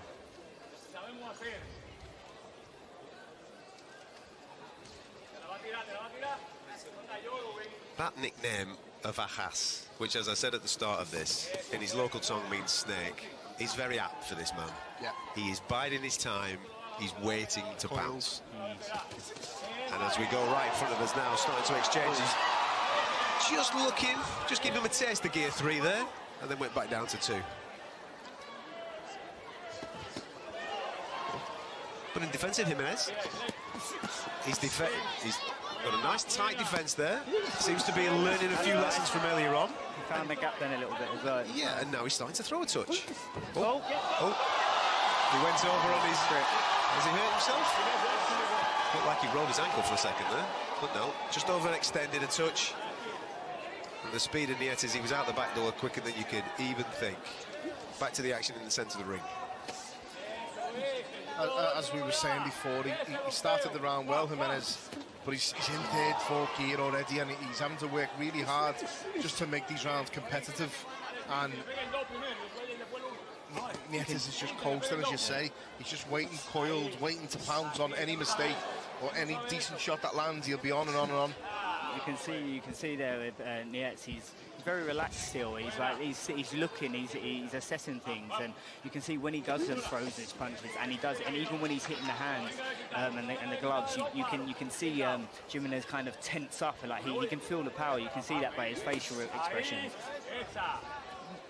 Charlie's mentioned a couple of times now about setting traps, and it's brilliant to watch when you're watching an old pro like this setting traps. You can just see what he's doing. He's trying to make Jimenez come out onto his right hand when he backs him up. Then he jabs low and brings the right hand over the top. He just fell short with it about 15 seconds ago. It's just one of them that he's doing. He's got so many of them in his arsenal. Donny Nietes putting on a little bit of a show for us, but in fairness to Jimenez, in this particular round, he has managed to, as Paul said, make it more competitive. I'm not saying that he's winning the round, I'm just saying that he's not getting as blasted as he was in the first couple of rounds. He just might be catching the eyes of the judges just because he's thrown more shots. That was a low blow as well. Oh dear, Nietes has hit his leg. Nietes has thrown his leg. Bit of a coming together there. His knee popped out. Oh my, Nietes' knee. That happened right in front of us. I was just trying to see if there was an injury there to Jimenez's. But Donny Nietes is... Come on, Paul. Listen, he's an RKG pro. He was going to get a warning for that low blow, so he fell over and said his knee was hurt. No one mentioned the low blow then, did they, after the shot? No. We were all looking for injury, weren't we? Yeah, he blames him for falling on his leg. There's the low blow, and then look, oh, I'm going to get warned for that. I'm trying to look a little bit close. We got the this might be a better angle if we see it. This is a There's low different shot. exchange in it. This is a low shot. Here we go. He definitely catches it low. Donny Nietes catches it low. Shout out. Tigres Salamangan, Gonzalon, shout out, mga bro.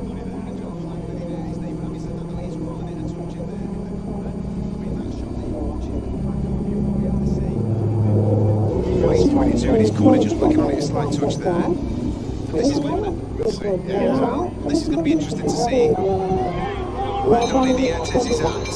Because he looks alright. He looks alright, doesn't the lad? Calm down, everyone. There you go. We were all concerned for him there. We thought he'd hurt himself, but no. He put him first. That's fair play to him. Donny Nietes into the 5th round with Jimenez, Roberto from the Dominican Republic. But just as that round finished, yes, the low blow was there. We were concerned for Nietes, whether he was injured or not. Jimenez in that last round got a little closer. It was a good round for him. It was a good round for him. He did give the judges something to think about in that round as well, because yes, Nietes was still being neat, but it was the volume coming from Jimenez that was catching the eye. Doing well in the round. This should be called a good right hand there from Nietes, though. Hold on to it again. That's from Nietes, a very patient. You mentioned before yourself, Adam. And Charlie did. He's very patient. He's just waiting.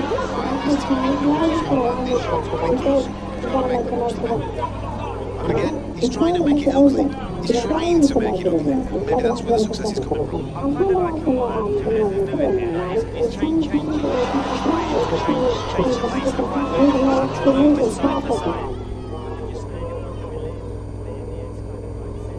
Yes, needs to hit his feet, but he looks to throw big power shots, so if he can keep them up and lose that natural movement, I think it upsets his pace a bit. The voice of Charlie Head was there, part of our commentary team for this particular fight. I only asked him to come for one round. I'm going to keep him. Great shot to the body there from Donny Nietes. But you've got to admire the toughness. I know that's a daft thing to talk about with fighters. They're all tough. Some more tough than others, and here he is, Roberto Jimenez, who weathered a bit of a storm early doors. As Donny Nietes started going through the motions. Just waving Nietes in there as well. Fancies it. Be careful what you wish for, Mr. Jimenez. He's doing the right thing. He's doing absolutely the right thing. He's making him fight at his pace now, because he's making the old man work. He needs to get him to work. He is 39 years of age. He needs to try and empty that gas tank. Those little points that Charlie picked up earlier on, the way that he's done it, with the lateral movement, the way that he's done it with his feet, fair play with, because you can get overawed a little bit in a fight like this. You fight Donny Nietes, 4-weight world champion. He's come out and he's put manners on you for 6 minutes. Lovely little shot there as well. Very impressive the way that he's tried to change the pace of this fight. He's just trying to spoil him. He's trying to make it awkward for him. He's holding him inside. He's getting a bit of a headlock when he can, just to frustrate him. You know, when he's standing just To be fair, he is boxing royalty. If you get that close, you've got to try your luck. I think that was a good round for him. Very actually. The lateral movement did it upset his rhythm a little bit. And Nietes, like I said, he's trying to plant his feet and let the power shots go. He's been landing that body shot, that stiff body shot, and I think Jimenez has felt that power, and he's realised, like, you know what, if I'm standing here too long, and these shots are going to have a big effect on me. The movement was that round was a lot better for Jimenez in my opinion. Let them go, guys. I think you're right. It's going to be interesting to see if he can keep that momentum going, boys. Because early doors, this was Donny Nietes' fight. Shout out to Roberto. There's a slight change in momentum. Isn't necessarily because Nietes is slowing down. I haven't said any of that as of yet. But from a Jimenez point of view, he's just up the pace a touch. It'll be interesting to see if Nietes can stay with him, if he can continue the pace. Yeah, exactly, because Jimenez, as I say, looks fit as a fiddle. He can do this seemingly for the full 10 rounds, but now Nietes is having to go through the gears a little bit. You know, this was when the age and the inactivity starts to catch up with you. Jimenez fancies this now. For me, won the last 2 rounds. Momentum shift is there. He looks like he's growing in confidence. Like you said, he's weathered the storm early on, and the movement is helping. We're into round 6 and 10. Donny Nietes against Roberto Jimenez. For those that are not too familiar with both of these fighters, the man in the purple shorts is Donny Nietes. Still to come tonight, Sonny Edwards in action, defending his IBF championship. I'll get Charlie's inside information on that in a minute. We're all enthralled by what is unfolding in front of our eyes between these two guys. I like the patience mostly. But there's going to come a point in the next couple of rounds where Nietes is going to have to put his foot down and go up a gear and work a little bit harder. He's just letting Jimenez into this fight a bit too much for my liking. And he's got confidence. It was ears. It looked like he was on the side of the head. He was complaining that the shot went round the back. We'll have a look again at the monitor in a moment. But Don Nietes looking to just close the distance. There's a lot of sneaky stuff going in there. It's great. We're talking about how good he is and how experienced and old man, and in a good way, you know, when someone old man, someone out of a fight because of the experience. But there's going to come a point in a 39-year-old man's life, especially a super flyweight, who's going to age in there overnight. And that's how it happens. You don't just age and gradually notice it. It happens in one fight. He has to be careful here. I was watching him in the corner in between the previous rounds. The mouth started to open a little bit. He had a few gulps of air. He looks okay fitness-wise, but he has to do a little bit more. Nietes. Yeah, you can see him slowing down a little bit, and you can see, like you said, his mouth is opening. He's breathing a bit heavier, and he's slowed down. Whether he's taking a couple of rounds off or not to get his energy back and get his momentum back again, but it's another good round from Jimenez here. He's fancying himself a little bit as Jimenez now, but as I said right at the start of this, Ajas is a perfect name for Don Nietes. He might be allowing that confidence to happen, and he might be just coiled, ready to spring at any particular moment. But we might be totally wrong, as we've just been saying there. He's a 39-year-old man. Has he still got that coiled spring? Can he go again? Especially in these lighter weight divisions, like you're putting your body through hell, you know, dieting, going up in weight, bringing it back down, and there's only so much time you can do that for. And over the 10, 12 round fights, the championship round, the later rounds, they do have effect, especially on the older men. And at the moment, Nietes is being beat to the punch. Yeah. Another really good round here from the guy from the Dominican Republic. Oh, here we go. A little bit of fun and games.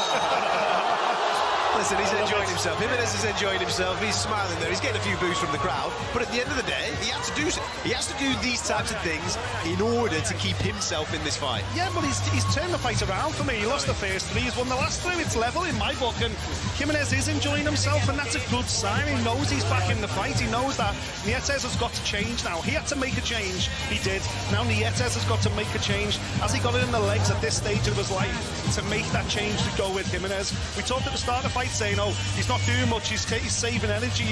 Everything's precise. Everything's short. He's saving his gas tank for later on. Guess what?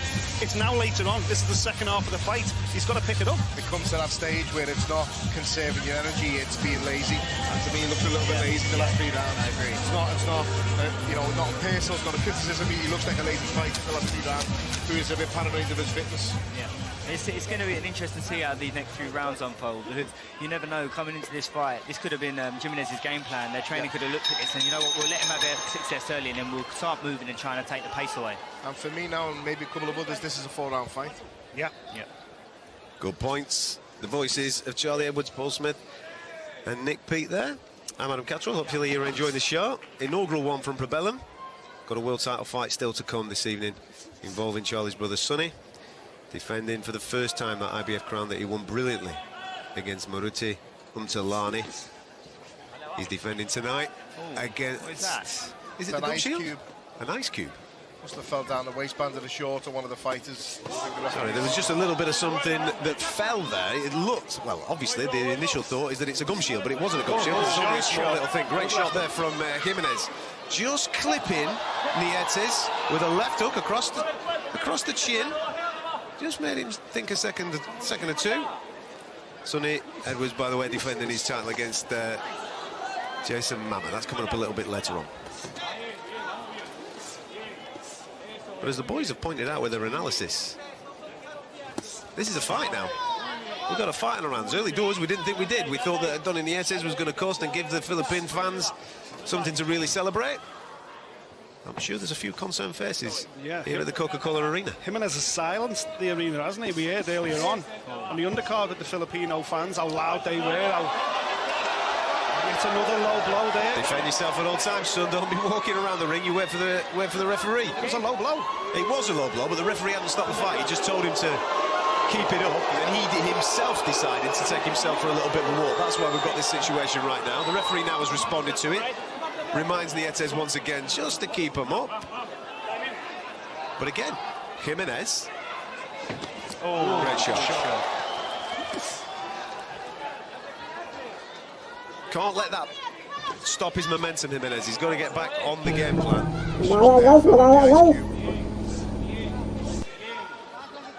It's the same thing again, though, like when we go back to talking about the experience. Nietes might have hit that little low blow there just to kind of break the rhythm and knock him out of that rhythm. He's getting into a comfortable rhythm, moving and popping shots out, and it just confuses him again. It's been a common theme in some of the fights tonight, Charlie, where we've been speaking on air about don't give him confidence.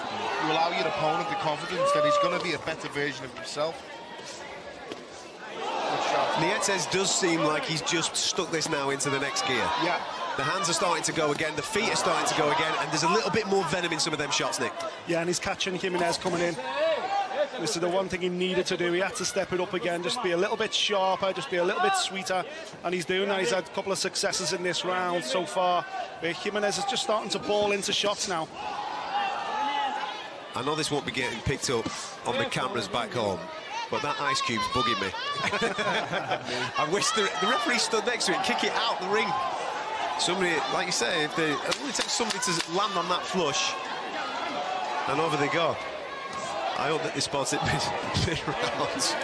Anyway, Donny Nietes most definitely just went through the gears a touch there and up the pace, Paul. Yeah, he needed to, and he needs to work even more in the next couple of rounds and knock the confidence back out of Jimenez. Don't give him the confidence. Don't allow him back in the fight. Nick Peake's obviously just instructing the... there he goes. He's just instructing the referee to get rid of the ice cube. Ice baby. I couldn't take my eyes off the ice cube. I had to get rid of it. Same. As you're just watching back at some of the work there in the last round. Charlie, a nice one. Good shot, nice shot there from Jimenez, of course. But noticeably, the pace just went up again then from the Philippine fighter.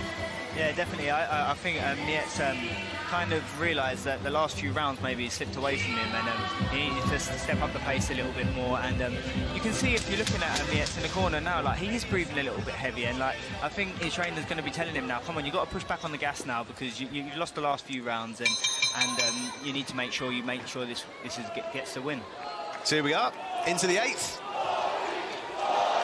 And the Philippine fans have found their voice again, their hero, putting on a little bit of a show in the last 3 minutes. Just to remind them that he knows what he's doing. Jimenez can't lose faith, though. He can't get thrown off the game plan that was working for him. He's got to get back on that and hope to change the tide once again. But like I said, it's a lot easier said than done. And as Charlie Edwards, who's alongside us today on the commentary for this fight, alluded to, maybe Nietes was playing the game and allowing that situation to happen. I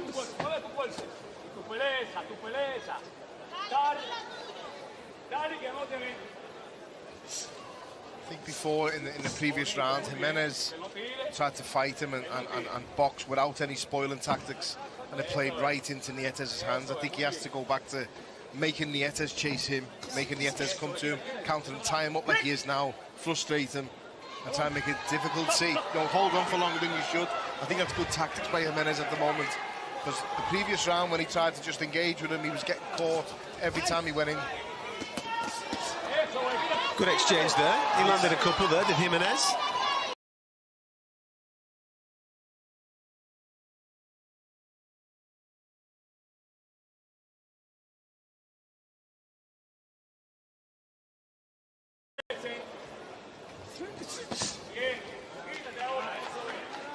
He's frustrating Donny Nietes a little bit.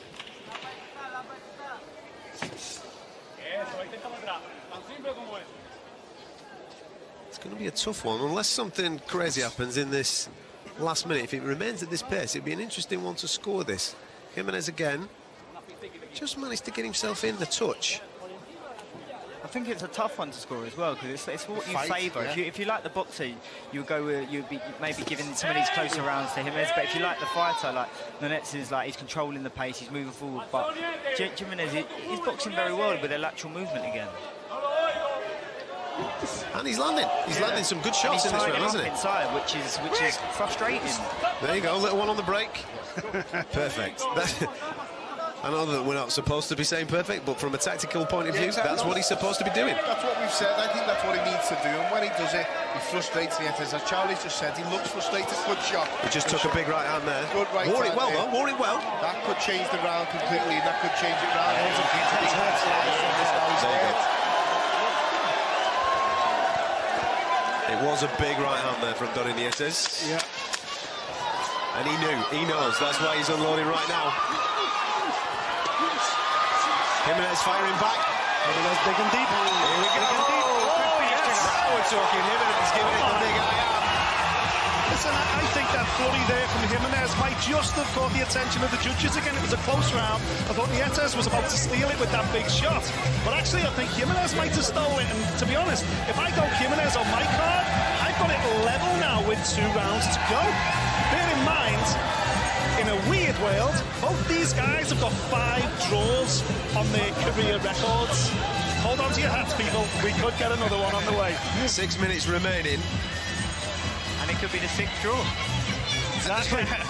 At the start of this fight, with the way that Nietes started and maybe a little bit of rabbit in the headlight situation from Jimenez, we only thought that this was going one way. Fair play to him, because he has changed this. He has changed momentum. We saw it in the previous round that Nietes has still got a little bit of something in there.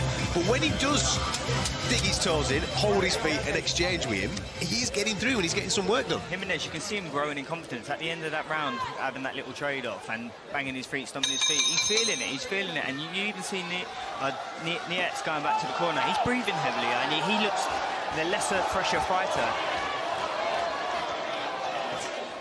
So here we go. Roberto Jimenez of the Dominican Republic has 6 minutes. Nice shot. To do something here that maybe a lot of people didn't necessarily predict coming into this fight. Donny Nietes, 39 years of age, has been absolutely mesmeric at certain times. But then...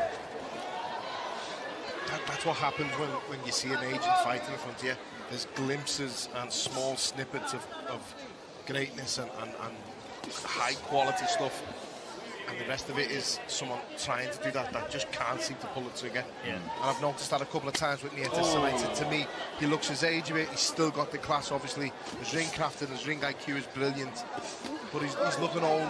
You can tell now the fight's come to the latter round. He isn't punching as sharp and his timing isn't as precise as it was in the early round. Jimenez most certainly growing in confidence as we enter these final 2 phases of this fight. Just having a little bit of a standoff in this start of this 9th round. They're just having a little bit of a look at each other. Jimenez being the younger guy, though, he can't afford to allow Nietes to get ahead in this round. He's got to put that pressure on. He's got to keep doing what he's done in the previous rounds. Make him work, make Nietes work. At the moment, he's having a little bit of a round off. He can't do that. There's only 2 rounds to go. The fight could go either way. Every minute counts now. And unfortunately, you know, he's given away the first 2 minutes of this round. He really needs to put his foot down before he loses it. And potentially this one could cost him the fight. Well, there's a minute remaining of the 9th, and it's up in the air. Put your foot down if you want the round. For me, that should be the younger, fresher fighter going for it. You know, He should be hungrier. This man's been there and been the champion and been at the top many, many times at different weights. This is a young man who's changed his career around after being 7-1, who's got an opportunity here. He must know this fight's, you know, there for the taking. This round's meandering along for both men, isn't it, at the moment? And as you rightfully pointed out, chaps, the younger guy there, he's got a legend in front of him. It would be the biggest name on his record if he managed to pull it off. He should be emptying everything he's got. Lands a couple of nice ones.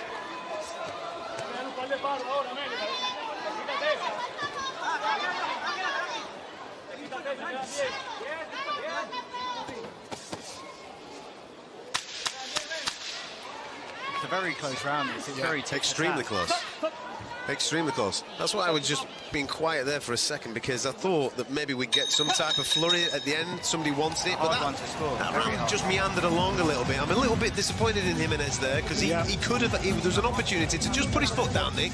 Yeah. And catch the eyes of the judges. He'd only needed 3 or 4 shots to really stand out there, and he would have got himself the points. That was a dream scenario round for Donny Nietes at this stage of the fight. You know, he got a round where he was able to go forward.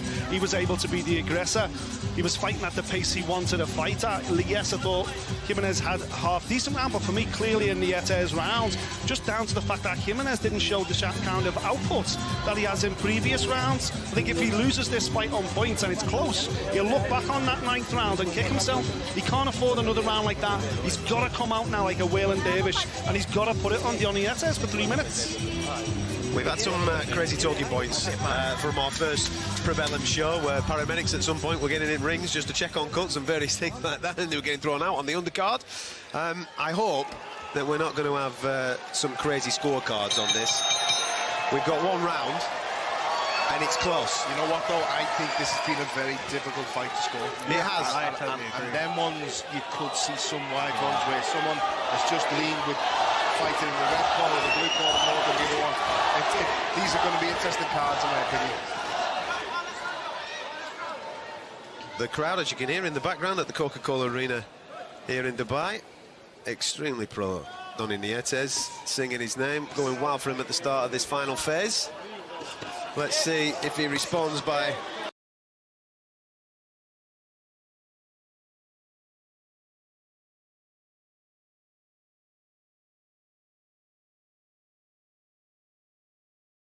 of any real significance landing.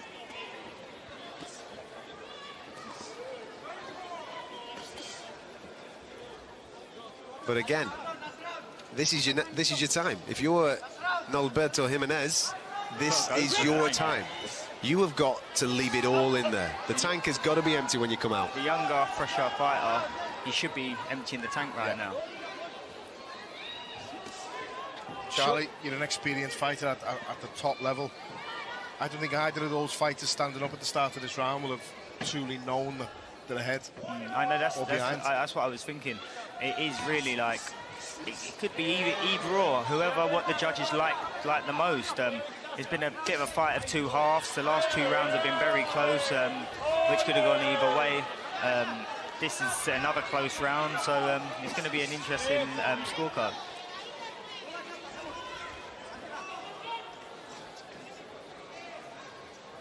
It's coming up to a 1 minute left of the fight, and you're just waiting for it to catch. Go. Someone's got to go. Someone's got to gamble. Yeah. They both know it's close. Crowd reacting to a little bit of tomfoolery in the ring. But again, we've not been privy, I suppose, to some of the instructions that have come in from the corner and what these boys are both being told. We're there at the corners are judging the fight. I would hope that they've been given sensible instruction that this is tight, lads. You've got to go out there and get the last 3 minutes. Well, they're going to go out there and maybe get the last 30 seconds. The crowd have reacted. I was just going to say before that landed, we're frustrated with the younger fighter Jimenez not going for it, but I'm also a bit frustrated this round that Nietes hasn't shown his experience to steal the round, you know, as champions do, but he's landed a good couple of shots there. Clap has gone for the final 10 seconds, both men reacting to it. And that's that. That's that. It was a good fight, very good fight. It absolutely delivered. It absolutely delivered, didn't it? You know, you want a world title eliminator, you got a guy with a ton of experience, a guy that's been there and came up short. They both left it all in there. It was a tough fight. I don't know whether Jimenez's corner, do they think it's a 12-rounder? Do they think it's a 12-rounder? They're actually seeing to him in the corner. They're preparing them for one more round. What's going on here? This could be a fundamental issue, because have they been told that it's 12 rounds? Both men are actually silent. You're watching the fight footage back. Donny Nietes is walking around the ring. it's done. It's celebrated. And this could explain why he didn't empty the tank. Why Jimenez took his foot off the gas. They think it's a 12-round fight. Wow. Jimenez is sat in the corner, and he's absolutely... His corner is still preparing him for another round. His corner, he believes that this was a 12-round fight. Wow. The referee, as he stops it... That explains why he never emptied the tank. And Jimenez, rightfully... How is this not communicated to a fighter pre-fight? How is this not communicated? Hang on a minute. He's saying it's a 12 round. Let's see 12 round come out of the commentator. So what you're witnessing right now... Crazy. The WBO officials are... It was a 10-round fight. Yes. It was a 10-round fight. It was a 10-round fight that was boxed. But that information has not been given to the fighter competing in the fight. How has that happened? And if we think about the fight, the breakdown of the fight, Jimenez took his foot off the gas in rounds 9 and 10. Clearly thinking, I've done enough to get back in the fight, I'll have a little rest and I'll go championship rounds. He took his foot off the gas. The problem is now, we've had too long in between rounds. They can't go again. But they can't because Nietes is only here for 10 rounds. And the fight is booked for 10 rounds. He's prepared for 10 rounds. He's up, he's rocking and rolling, and his team are in the ring. There's a little bit of a dispute now going. And you've got to feel for Jimenez. How has that information not been given to a fighter pre-fight? You are in a 10-round fight. Crazy.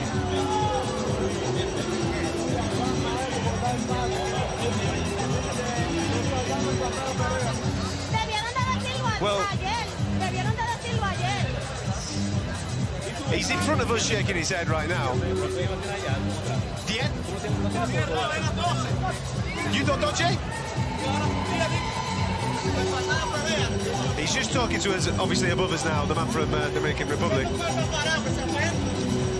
He believes that it was a 12-round fight. That is poor communication to a fighter going into a fight. He's prepared for a 12-round fight.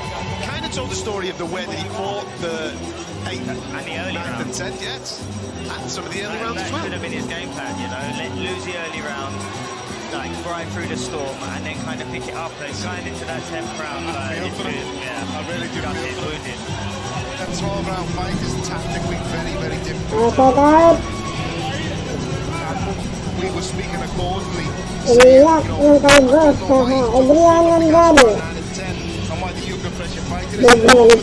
because technically it's a 4-round fight after 6 rounds. There's a lot of officials. You've seen the pictures back home now. Roberto Jimenez just looking over the top row with his officials. Obviously, Don Nietes' official team have just come over as well, and they're looking over the top. There's a lot of conflab going on ringside because the WBO officials are actually here. They've got to, in some way, shape or form, come up with a suitable... Well, all they can do at this point is score the fight and give the decision because Nietes had the information it was 10 rounds. The fact that the information hasn't got to the opposing corners, I think the Jimenez corner, is frustrating, it's annoying. Someone obviously will be an investigation afterwards. Listen, a 12-round fight, you map it out in your head. Yeah. Some fighters do it in 3 sets of 4. Yeah. That to me looked like what Jimenez did. You know, he took his foot off the gas the last 2. You know, he was maybe doing it, you know what, I'll take it 9 and 10 off and go for the championship rounds, as you've just said before. The funny thing is, tactically, it affects you massively. Definitely. And the funny thing is, pre-fight, we all question how is an eliminator for a world title? How is it only 10 rounds? Yes. So obviously he knows it's a world title eliminator. He's prepared accordingly. That's why when I was saying earlier on, I think I said championship 12-round fight. I always thought an eliminator was a 12-round fight. It is. Something's happened here, mate, and that information has not been. You'd think it would have been picked up in the rules meeting because it's got to be. When you go to a rules meeting, the two either sides, they get together, they discuss things, discuss gloves, discuss everything. So, well, major confusion, which has kind of spoiled a really good fight. It was a really, really good fight. We had maybe the tale of 2 halves, or maybe a couple of thirds. Maybe we were going to get an extra blast in the last 6 minutes. Maybe it'll be a draw and we'll see it again. Well, don't tempt fate. These men like a draw. So we'll get into the ring for our in-ring announcer and in-stadium announcer, Craig Stephen, for the official adjudication. Well, ladies and gentlemen, before we declare the results, I'm going to have to take responsibility for this one. I called out 12 rounds. The sheet now does say 10, so I'm taking it for this. Before we declare the results, please, your appreciation for both our boxers in the ring.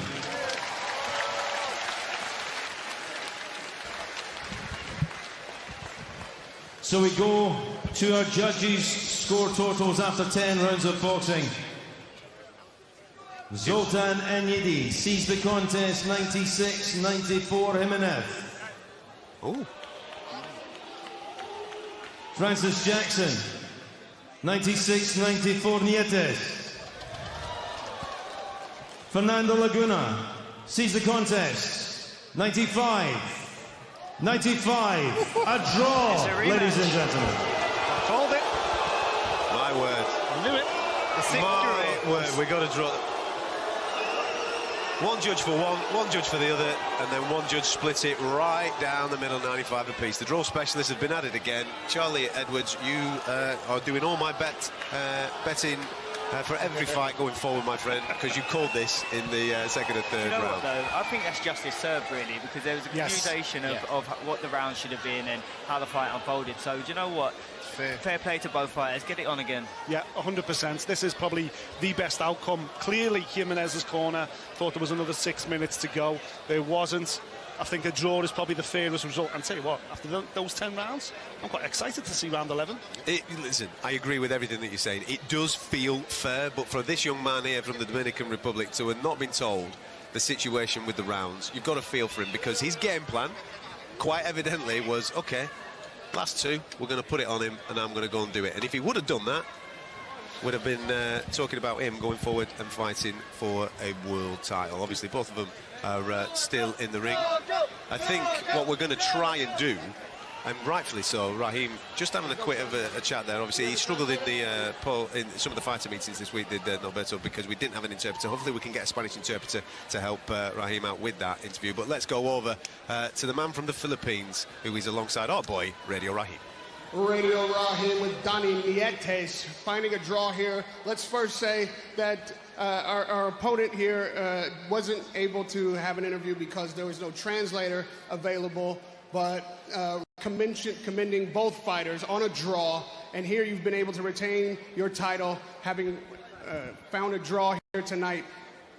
First of all, the fight at the beginning was going your way. You seem to be in control. Did you feel a shift in momentum towards the middle of the fight? Nakabatsyag ba daw ka nga sa tunga ko nga sa away, murag nag-change ang dagan sa duwa. Kay the first round ni Muhammad. Kasi una tanaw na ko lamang gyud ko nya pagka I think 7 to 1 dagan naman siya. So dili ko kayo kagukod niya ba. At the very first round, I feel that I was able to make the first round, and going 7-up, I'm starting to notice that he's starting to running around already. By the 6th round, it seemed that he had made the fight rough. It had gotten inside, 2 low blows, hitting behind the head. Did you feel that the fight had gotten a bit dirty at that point? Hugaw ba daw sa panahon ni Mondoa niya? Hugaw ba? Hugaw gyud ang iyang duwaan gyud kay sige dagan niya sige sa duot sa kuha. I really noticed that he fights really dirty.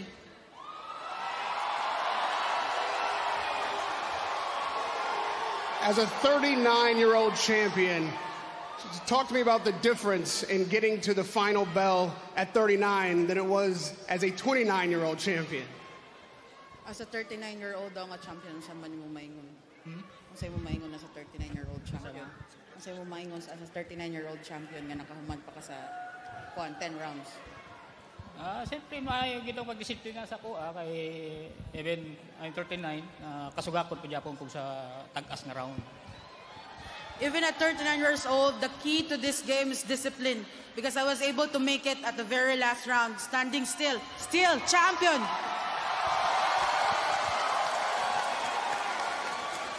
Well, whether or not we thought it was a 10 or a 12-round fight, that 10th round seemed to be all action. You fought it like it was the final round. We fought to a draw. Will we see Jimenez and Nietes again? Na ba daw ma-expect nga rematch? Siguro, naapa siguro. Depende sa manager and promoter. O unsa ihatag nila sa ko ang duwa. So, wili niya kung kumakain duwa kung kinsa may ikaatbang sa kuha. It really depends on the manager and the promoter if they're going to schedule again for a match between me and Jimenez. Congratulations on fighting like a timeless fighter tonight. Coming away with your championship belt around your waist out of the ring with the draw. Radio Raheem with Donnie Nietes. Raheem there with Donnie Nietes. We've got a little bit more information that maybe we can pass on. Following that mess at the end of the fight, this fight was originally scheduled for 12 rounds. You could go on places like BoxRec right now, tap it in, and it'll say that. On certain official running orders that have been passed around this week, it said 12 rounds. We were fed a little earlier this week that it was a 10-round fight. It was changed this week for the purpose of television broadcast to a 10-round fight from a 12-round fight. And obviously, that information has not been passed on to the man from the Dominican Republic, who Raheem is actually with right now. We've managed to get an interpreter, I hope. So back to our man in the ring, Radio Raheem.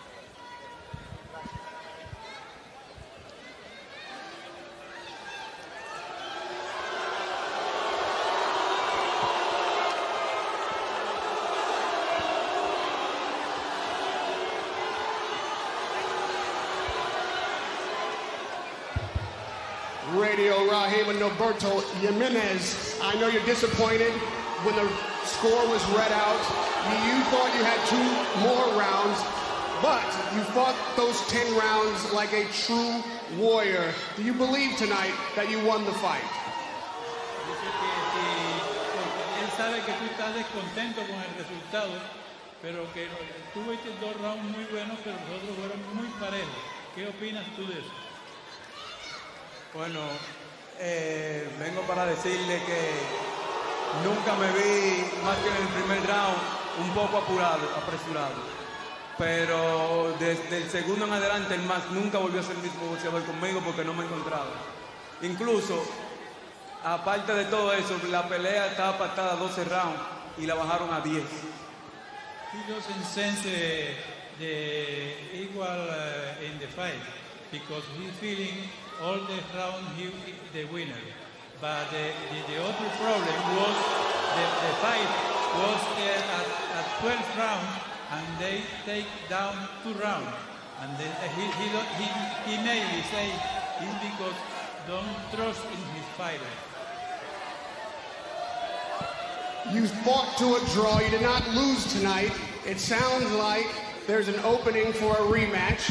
It sounds like you want an opportunity to have another shot at this title and this opponent. Are you open to a rematch? Are you calling him out right now? Are we ready to see Jimenez in the ring again against Nietes? Que si tú dices ahora que solamente vas a decir que Jiménez es el ganador y te vas a quedar ahí, o vas a solicitar una revancha pronto para ver quién es el mejor de los dos. Pero es que mi pensar es que antes de Nietes pensar en un título mundial, debe pensar cómo vencerme a mí. If he want to win a world title, he have to think how he is coming to win him. He don't have a good idea about that. Congratulations on a fight that everybody respects. A lot of action in the ring. You gave it all, and hopefully you'll have an opportunity again. Radio Raheem with Roberto Jimenez. Well, a controversial end to that fight. Just a bit. A draw, so hopefully we'll see it again. I think everyone here would happily see that fight again. I would think so, Ali. I mean, no winner, no loser, but it certainly was controversial.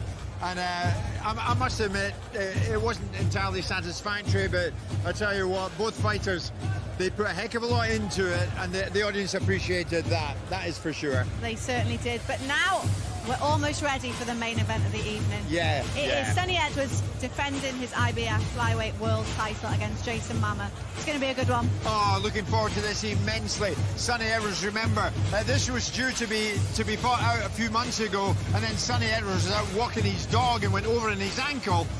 Well, now he's fighting fit, he's ready to go, and Jason Mama has a big support in here tonight.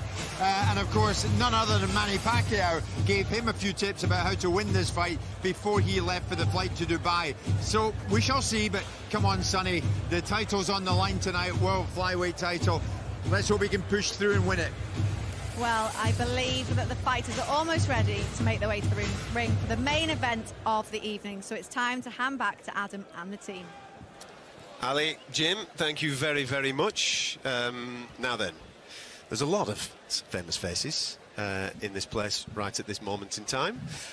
None more so in this region than the young man that is going to give us a little bit of a welcome to the national anthem. I'm going to hand over to our in-house MC, Craig Stephen, to introduce this guy. Ladies and gentlemen, to sing the national anthem of the United Arab Emirates, would you please welcome singing sensation, Abdul Razik. Assalamu alaikum, I'm Abdul Razik. Ishi biladi ashaddi adu imaratina ish bin sham dinul islamu hadiyul qur'anu hassantuka bismillah ya watan biladi بلادي هماك الإله شرور الزمان أقسمنا أن نبني ونعمل نخلص مهما اشتا نخلص دام الأمال أشى الألم يا إماراتنا رمز الروبة كل لا نفديكي بالدماء نرويكي نفديك بالأرواح يا وطن.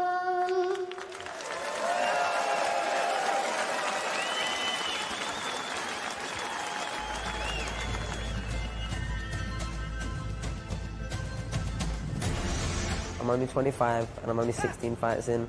I genuinely, for a long time, have believed I'm the best in the world. It's a good fight because Sonny Edwards is a champion and I'm a challenger. This is my biggest fight in my boxing career. Yeah, to become a world champion. It's all I've ever done.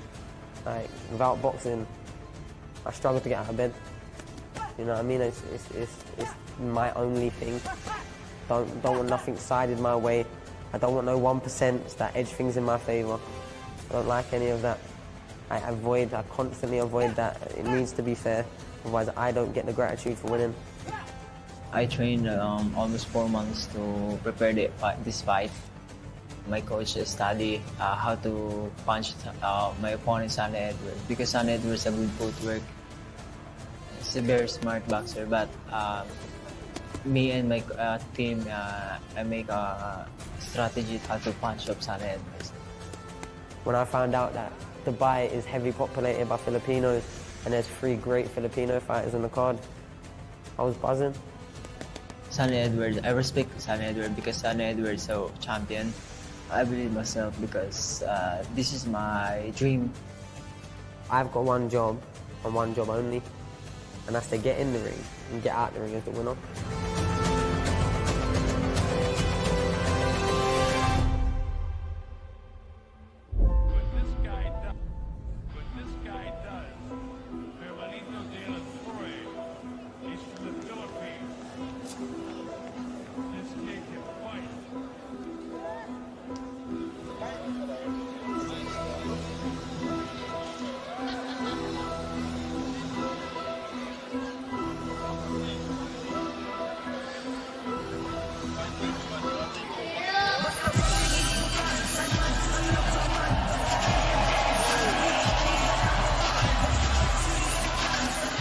Here we go, the main event of the evening.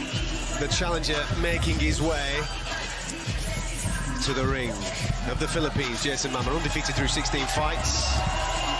Once upon a time, he made a trip to South Africa to take on Maruti Umtalani. The fight was pulled 4 days out. Umtalani's team pulled out of it, and with a pandemic hitting and various other problems with travel restrictions and what have you, he had to step aside as the mandatory challenger for this title. Sonny Edwards steps in, and we all know what happened next. He put on a clinic against Umtalani and became the champion. This is first defense, and it's now that Jason Mama gets his opportunity to become champion of the world. An impressive young man, bags of confidence throughout the course of the week, speaking eloquently and passionately about his family. He's got a twin brother that also boxes. Ladies and gentlemen, it's time to welcome our very special guest this evening, a man who needs no introduction the boxing world over. Probellum Revolution is delighted to bring you the golden voice of boxing. Please welcome Mr.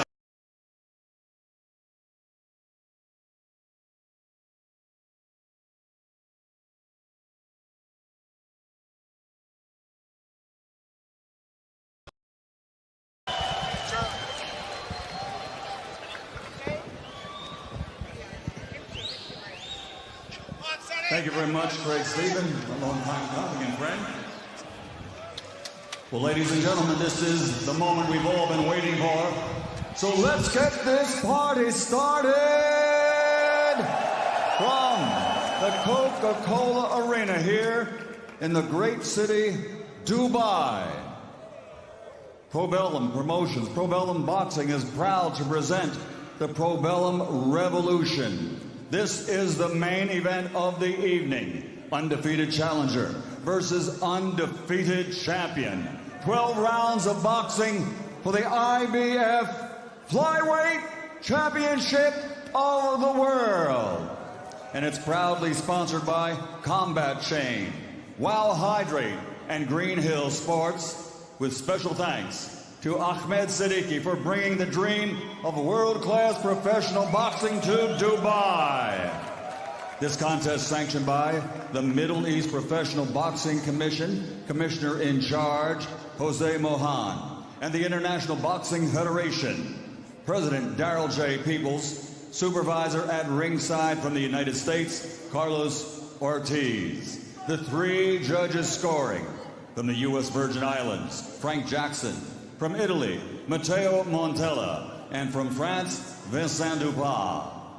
And the referee in charge of the action at the bell from Argentina, Mario Gonzalez. And now, the officials are in place and they are ready. The fighters are in the ring and they are ready.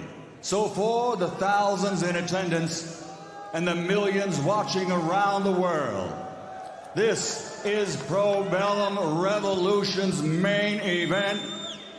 Let's get ready to rumble!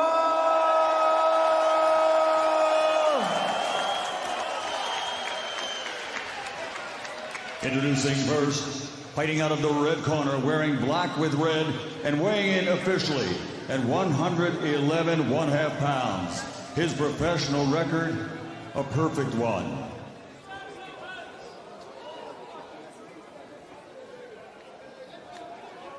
Pardon me, his professional record is in the blue corner, wearing white with gold, weighing in at 111.5 pounds. His professional is indeed a perfect one. 16 fights, 16 victories, 9 wins by knockout from General Santos City, Philippines, the IBF mandatory challenger, the #1 ranked contender in the world, Jason Smasher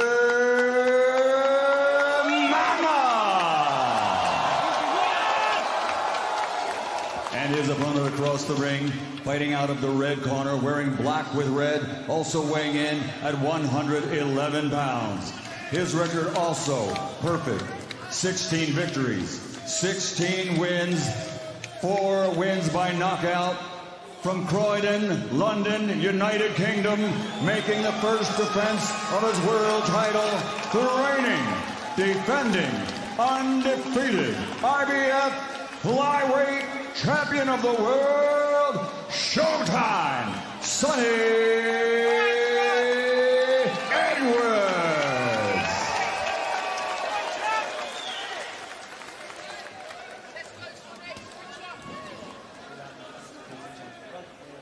Remember, no feet in the back, no feet in the back, no low blow. All right, good fight. There you go, ladies and gentlemen. Introductions are done. The time for talking is done. It's time to go walking. As I said in the pre-build-up, this is Bull versus Matador. Both men, identical records, undefeated through 16 fights apiece. Mama's got the higher percentage knockout ratio. Sonny Edwards has sensational footwork. The inaugural Probellum Revolution main event is underway. Sonny Edwards in the black shorts, taking on Jason Mama in the all-white.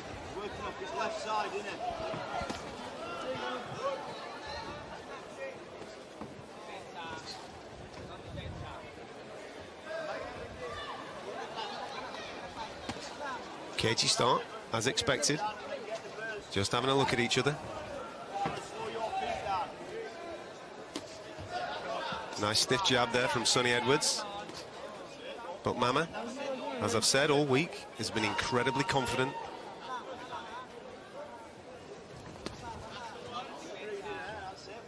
And he's been waiting for this opportunity for a long, long time. He's here now with a chance to throw his name in amongst the big boys in this division. I like the jab from Edwards. He's landed it a couple of times, been successful with it, but he's just trying to control the pace and judge the distance really well with his feet and everything off the jab. Switches to southpaw. You'll see that quite a lot throughout the course of the fight. Loves fighting out of either stance. Sometimes even fights square. And back into orthodox.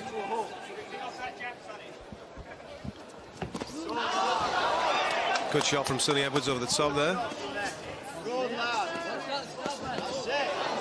Just steps out of range, really nice, Sonny Edwards. Just enough out of distance, he doesn't waste anything. I think that's the thing that Jason Mama's got to get to terms with relatively quick. That range situation where you don't want to be falling in, and you don't want to be reaching too much. Sonny Edwards' reactions are tip-top. He's just got to bide his time, Jason Mama. The thing is, when you're fighting someone like Sonny Edwards, you can get frustrated very, very quickly. And as you can see, he's already back in that southpaw stance, liking it. Nice from Mama, nice work to the body. The problem with facing somebody like Sonny Edwards is just getting his far. Good shot from Sonny. Good shot from Sonny Edwards, nice overhand right, just reached in, caught him clean. That one rung the bell. Mama felt that, he really did. But the problem is, you get in there with Sonny Edwards and you realise that no amount of sparring that you've done can prepare you for the way he fights. You know, he seamlessly goes from southpaw back to orthodox, and it can be tricky, it's annoying. You're chasing shadows most of the time. See Mama there already, pulling his arms apart as if to say, come on, let's fight. Sonny Edwards just squaring up there, up against the ropes, and allowed him just to land a straight one to the stomach. Interestingly, this week in the fight meeting, when I was speaking to Sonny, who, if anybody's ever spoken to Sonny Edwards, you know full well that he's an incredibly confident young man. Very eloquent as well when he does speak. But he was saying that I don't have a picture of the fight really in my head. I'm reactionary. I get in there, I have a look, I try to download the data for 3 or 6 minutes, and then we go from there. He's not the biggest of punches, obviously, so he's not going to go in there expecting, you know, I'm going to knock him out. The reality is, I know I'm going to get 3, 6, 9 minutes to judge him and to work him out.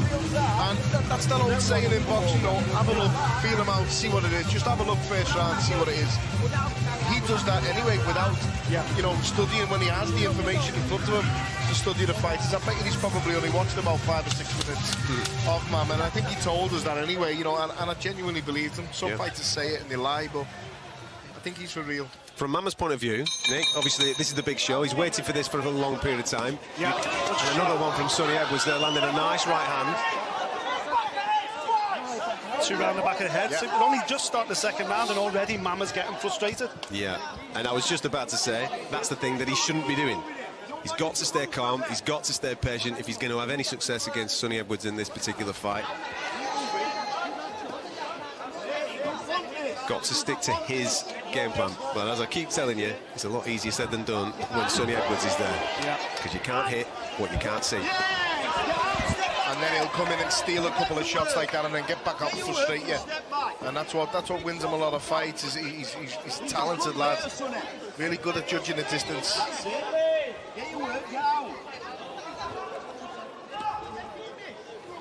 You can hear the instruction.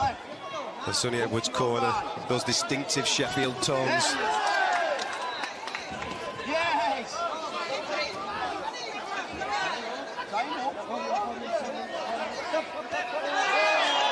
He's getting frustrated, Mama, you can tell already. Yeah. With a little bit of the dirty stuff as these guys come together and start clinching. He just landed a couple. Earlier on in the round, just a couple on the back of the head as well. Sonny's just got to stay on his game. As does Mama. It's cut. It's cut.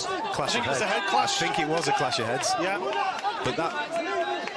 It's an awkward position. That's in the hairline now. But it's running down over that right eye. We'll try and get you a replay of that, the exact moment.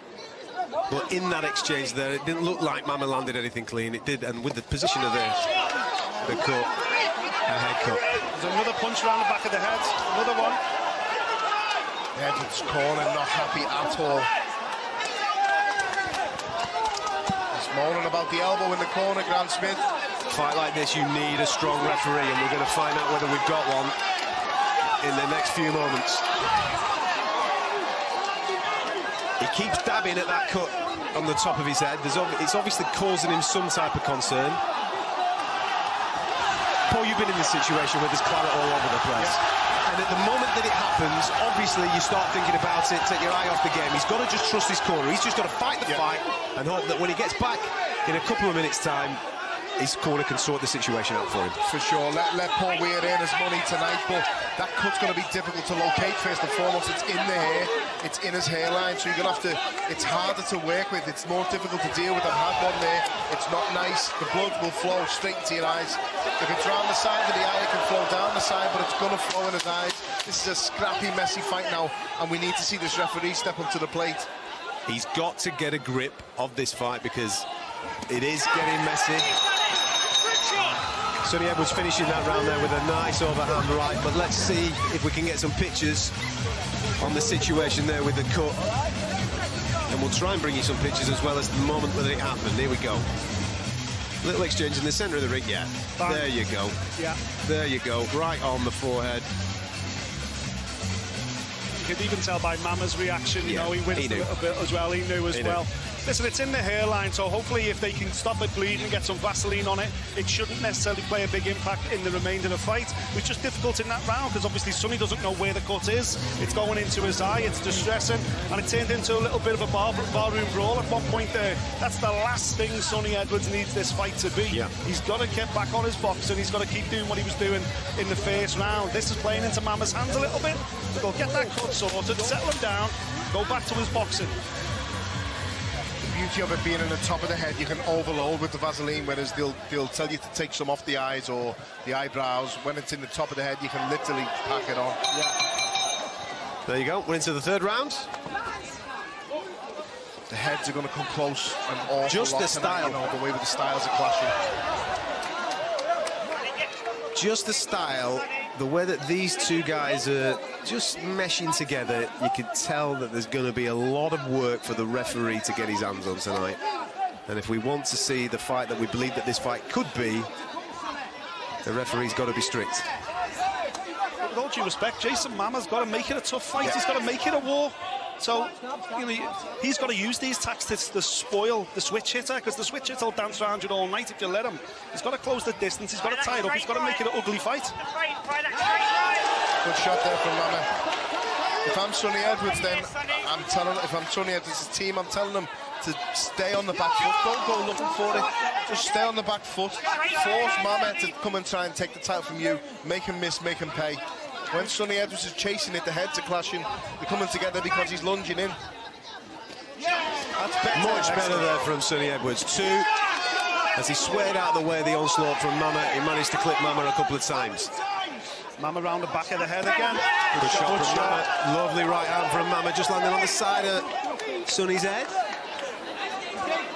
And as Nick Pete said a moment or two ago, Mama has to spoil it. He's got to make it ugly.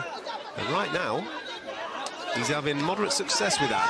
It's going to be interesting to see how that plays out as we go along.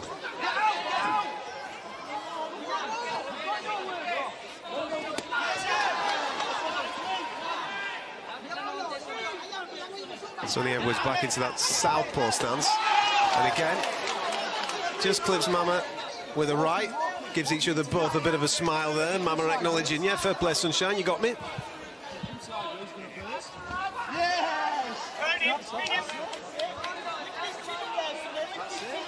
There's a sense, and I don't know whether this is being felt by you two, there's a sense there, even though he's landing shots and he's having success there, Sonny, that he himself is getting a touch frustrated with what Mama's doing.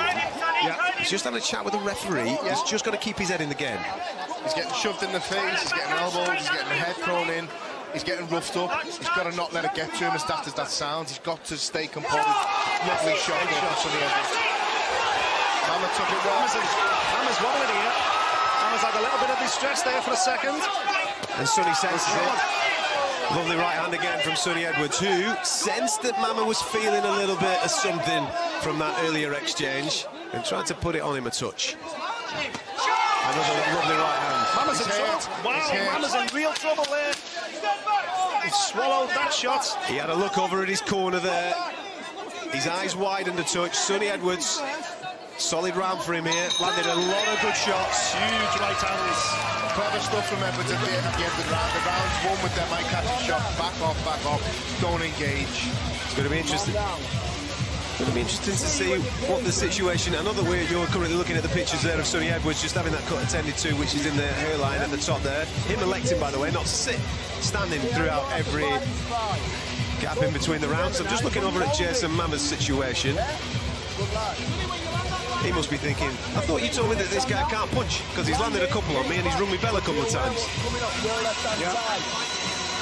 He's listening to, he's looking at his corner, but I don't know whether he's listening to his corner at the moment. I think he's realising now that he's in a fight. He's in a real fight, exactly. He's definitely hurt, especially that second right hand that landed. The thing is, if Jason Mama has got any sense about him, or his corner have got any sense, they've got to understand that the guy that they're fighting could comfortably beat them on a 12-round period. Sonny Edwards has done the exact right thing. He's landed a couple of shots, and again, to ring his bell, to kind of deter him a little bit. He can't be put off, Mama. If he's going to have success tonight, if he's going to win the world title, he can't be put off. He's got to put himself at risk to win the fight.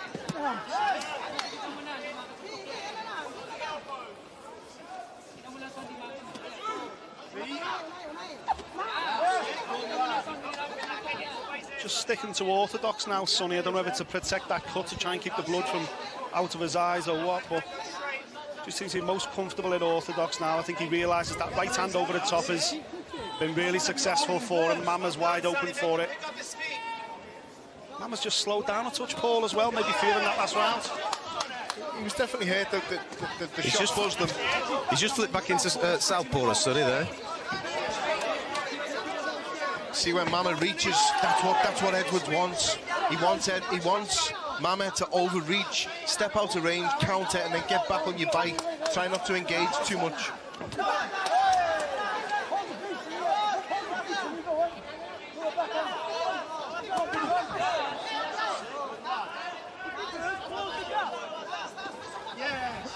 Good shot. Another lovely right hand from Sonny Edwards.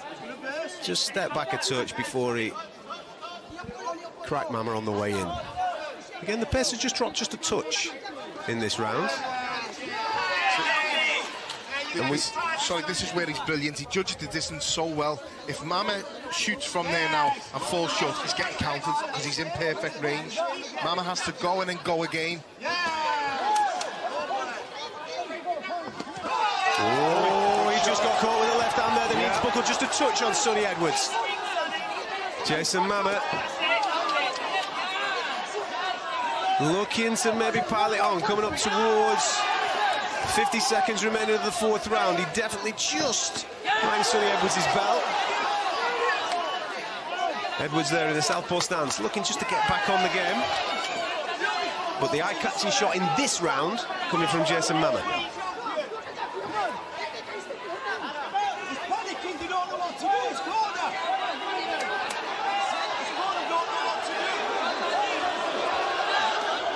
Lovely jab. Excellent. Lovely jab from Sonny Edwards.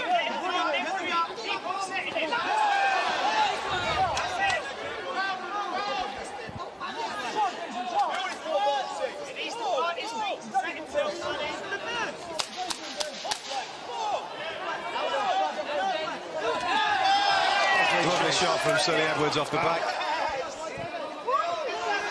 The thing is, in a fight like this where Sonny Edwards has got such great reactions, if you're watching Jason Mama there, he always has to be in a stationary situation where the feet are planted before he's throwing, and Sonny Edwards' reactions are absolutely red hot. He can see that coming a mile off. Yeah. As you were saying, it's not about just going once, it's going several times in order to get some success against him. For me, for Mama to win this fight and to have more success, he either has to hope that Sonny Edwards did what he did in the second round and engage and commit too much, clash of heads, Messi style elbow head, a bit of rough stuff going in, or he has to go and then go again, because Edwards is brilliant at judging the distance. He's staying just out of range but not too far.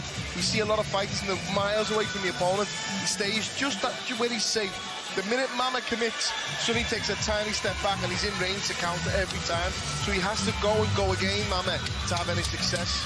For me, Edwards is judging the distance really well and countering Mama really well as he's coming in. Into the fifth. Good shot. Excellent.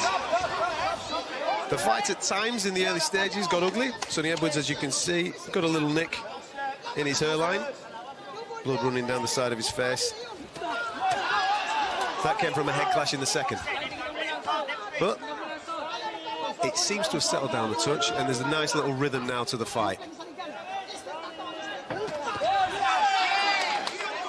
This is what I mean about Sonny Edwards. Look at the distance. He's never too far away. He's always within range, just out of range by a few inches. And as soon as Mama commits, step back counter.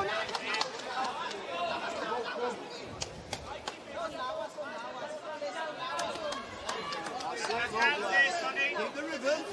That's it. Open the gap, open the gap. That's it. Need to open the gap. He's just second-guessing himself, Mama, now every time he goes to leap forward because he knows that right hand lead from Edwards can ring his bell. Coming in straight lines. Mama did then throw a wonderful shot, lovely looking shot over the with an overhand right, but it was caught beautifully by Sonny Wee's hand. He slipped underneath it and then just popped in with a lovely body shot. And again, Sonny Edwards now decided to put on a little bit of show. Both men having a dance-off, it seems, in the middle of the ring. Always entertaining on a Saturday night. Stop. But it's important that you stay focused. World Championship fight. Good shot. That shot again. Wherever you're consuming this around the world, welcome to it. The Revolution from Probellum, inaugural show, first ever men event. Sonny Edwards defending his IBF Flyweight World Championship, first defence against his mandatory challenger, Jason Mama. Oh, that was a great shot. He's enjoying himself. Yeah. Before he threw that nice two-punch combination, I was going to say it's rare that he throws them. He's always first and third or first and last. Yeah. It's very rare he throws a couple together. And the importance of that, Paul, when you're talking about judging a fight, you kind of then dilute what happens in the middle. the meat in the sandwich goes out the way, you just remember the bread. Yeah, I'm going to land first and I'm going to land last. I'm going to catch the eye first and I'm going to catch the eye of the judges last by finishing the combination. Oh, yes! Lift his head, lift his head. What's he doing? Come on, shut up. Coming up to 10 seconds remaining, the clacker will go. Little signal for the boys to maybe put a little bit of a flurry on there, see if they can catch the eye of the judges. But it's Sonny Edwards that's doing the work. The wheels are working well tonight.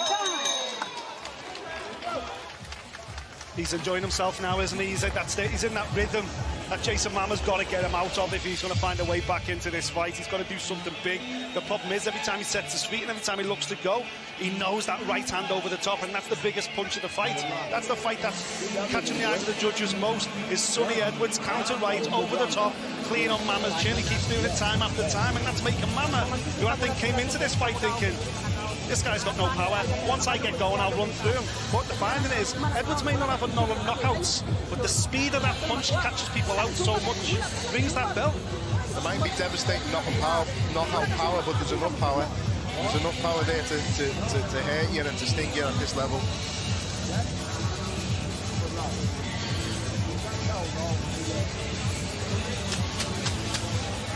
Mama's corner really trying to motivate him in there, aren't they? Rubbing his head, you know, really trying to engage with him and tell him to get going. Well, they've got to do something to break the rhythm of this fight. Early doors, it seemed to have worked. It seemed to be nice and rough and horrible, which Jason Mama needed to make. But Sonny Edwards, over the last couple of rounds, has just established some type of rhythm, and as Paul Smith and Nick Peter pointed out on this commentary this evening for Probellum, he's just managed now to establish that distance and master it a touch. And Jason Mama's got to do something just to disturb the rhythm of Sonny Edwards. Sonny Edwards, to a lot of people in this division, will be a nightmare to face because of how he is. He will frustrate you. He'll make you fall short. He'll make you pay. You think he's going to just counter, and all of a sudden he'll rush you with 1, 2, 3, and then land, hold you, tie you up. He's very good at nullifying you.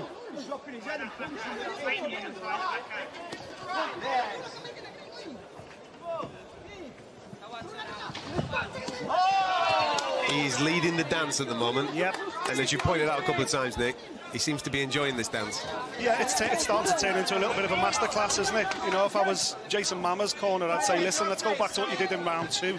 Let's make it ugly. Let's get your elbows in there, your head in there, because the referee never stopped that. Jason Mama himself cleaned up his act a little bit, but he was unsettling Sonny Edwards. To have any success, he needs to get back to that kind of Jason Mama. I just don't know whether he's been caught a couple of times and he's just making him second guess whether he wants to get involved.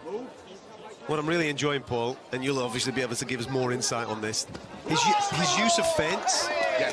The way that he goes, stops, feints, then goes again. Jason Mama doesn't know what he's reading. No. And listen, the way boxing is, if this is a top middleweight world champion, he's singing his praises so much more. It's because it's the lower weight, it's the lighter weights. With all due respect to them, not many average fans wish to watch fighters in this weight unless they're devastating punches. This is a masterclass at the moment, the way he's boxing. He's boxing really well. Yeah. And the skill set to be able to do this at this level, you have to respect it so much. I'm also enjoying, and I know this is the ugly side of the game, early doors, Jason Mama was the man that was dictating the rough stuff, and he's still dictating the rough stuff, but Sonny's giving him as good as he can get when it does go on the inside like that. There's a little bit of rubbing of the old palms, let's say, in each other's faces, trying to annoy each other.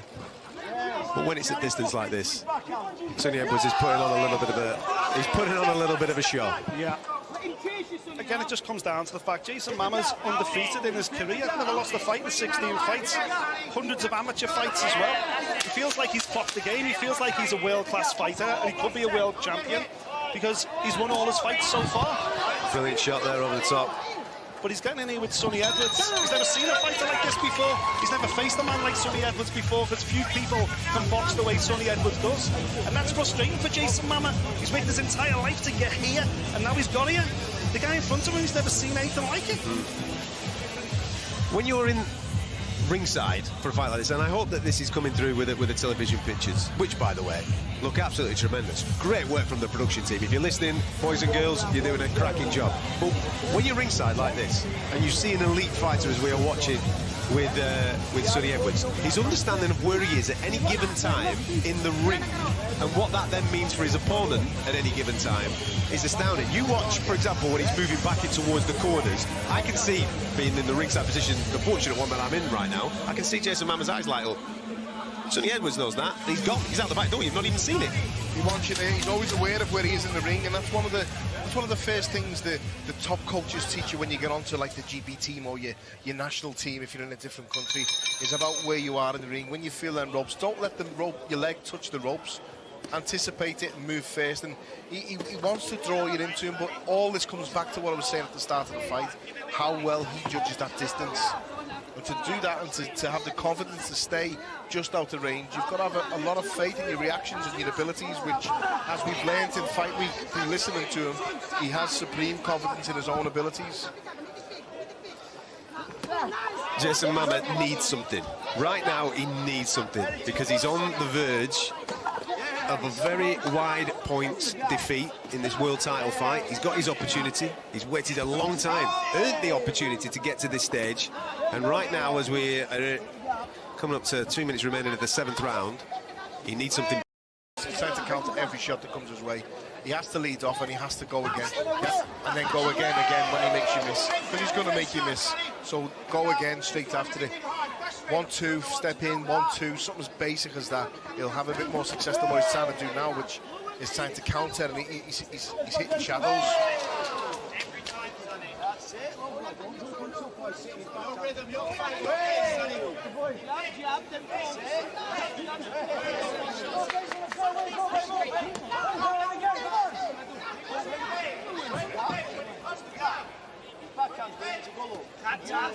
I'm just letting the action speak for itself, ladies and gentlemen. This is the sweet side. I really hope you're enjoying this as much as I am. I know I'm not saying anything. I know there's no energy coming out of my microphone, because I'm just in awe of the way that this fella moves around the ring with beautiful footwork and embarrasses his opponents. Listen, his opponent's still in it because he can hit hard. There's no doubt about that. And it only takes one shot. There's no doubt about that. And he could land something at some point over the next few rounds and cause Sonny Edwards a little bit of a problem. We've seen it before in the Sonny Edwards fight. But right now, he looks switched on. Sonny looks switched on. He looks right invested in what his work is. And he seems to be having a whale of a time.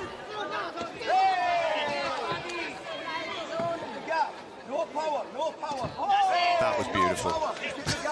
You can hear the advice from the corner, can't you? No power. They want to just flick them shots out. Yeah, catch him and move. And just box, just a boxing lesson. That's what they want him to give out. And at the moment, it's frustrating to see, but a fighter of Mama's level, he's fallen for it every time. Absolutely. Absolutely. And that's the one thing that's going through his brain right now. He can't understand what's happening. You know, his entire career has led to this point, and he's been undefeated, and suddenly he's got here, and nothing he has done previously seems to be working. He's punching a lot of shadows. He can't pin Edwards down. He can't get those body shots going that would probably discussed as being so important. And his corner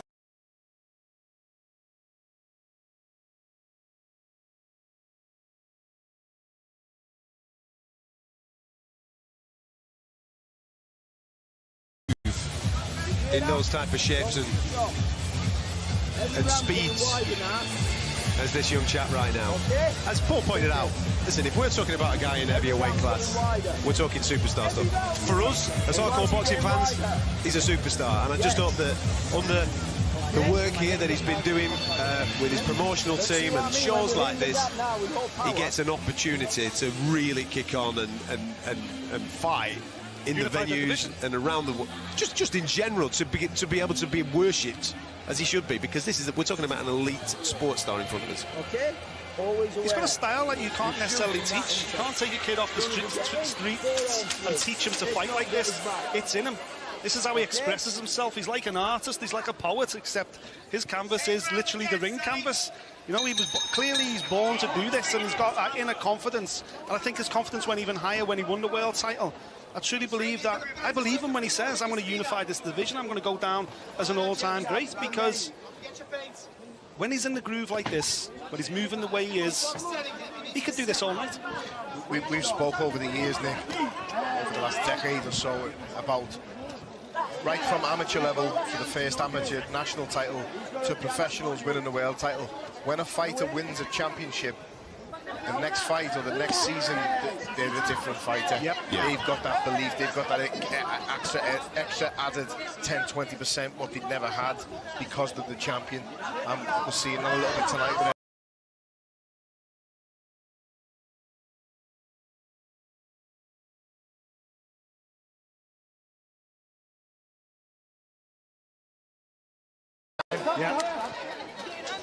The only concern that I had was the difference in mentality when it comes from being the hunter to the hunted.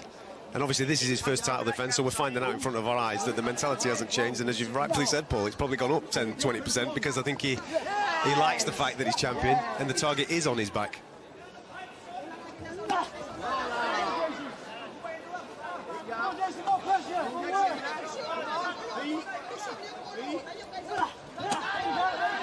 That was decent from Mama. He's just landed a couple there in the body. That'll give him a touch of confidence because he managed to land a couple. Just interested to see the final minute or so of this round, just to see if Mama can capitalise on that solid work or whether Sonny's going to get on his back again. He has to hurt Edwards, Mama. He's got no other option now, I think. The rounds are going away from slow. He's targeting the body this round, and I think that's good for him. He needs to keep targeting the body. He needs to land a big shot and ask some questions of Edwards.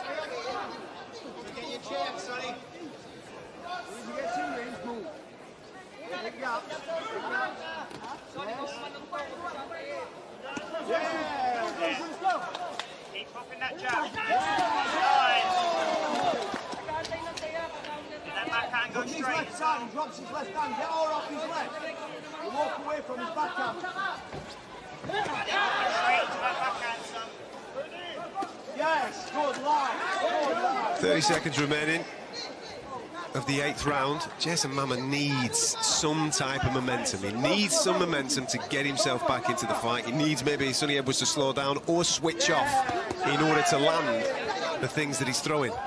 Because right now, it's all looking just a little bit too predictable from him. And he's on the verge. Both of them having a little bit of a dance and a smile and a kiss and a cuddle. Right, off you go. Go and get your water. We'll see you in a couple. We'll see you in a minute or so. He needs something big, this Mama, doesn't he, Paul? He needs to change the momentum somehow. And as you rightfully said, go again, and throw. It's frustrating, and you're the Manchester challenger for the IBF Championship of the World. You should be a good fighter. More importantly, you should be good enough to know that that is not working. Change it up. Yes. You need something different, but his corner need to tell him to switch it up and change it now. You've tried countering him, you're not going to counter him. You're missing with your counters because he's hitting you and he's pushing out the range. So you've tried roughing him up and it worked a bit better, but you need more now. I think he needs to change it up and do something different. And for me, he has to finish last. He has to have the last say in every argument in this next round. He's got to do something different because this is going to be a shutout, in my opinion, on my card. And he's not doing enough. He's becoming more and more demoralised as the fight goes on, and he's disheartened as it goes on, and then that will play into Edwards' hands even more.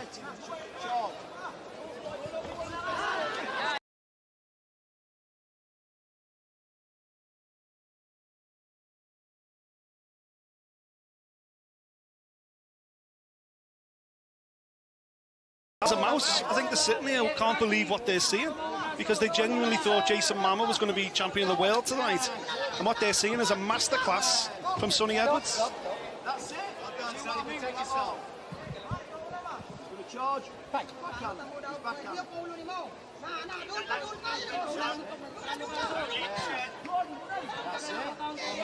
We've not seen it in the past, but is there any danger of Sonny Edwards slowing down? Listen, he tells us, and he has told us all week, how dedicated he is to his craft, how fit he is, how many rounds of sparring he does with different fighters, all heavier than him, round after round. And it's showing because there's been no signs of him slowing in this fight. I'm just thinking with obviously this fight being a rearranged fight from September, he had an ankle injury, he needed A little bit of physio and a bit of work done on it in order to get himself back. He will have missed a little bit of work.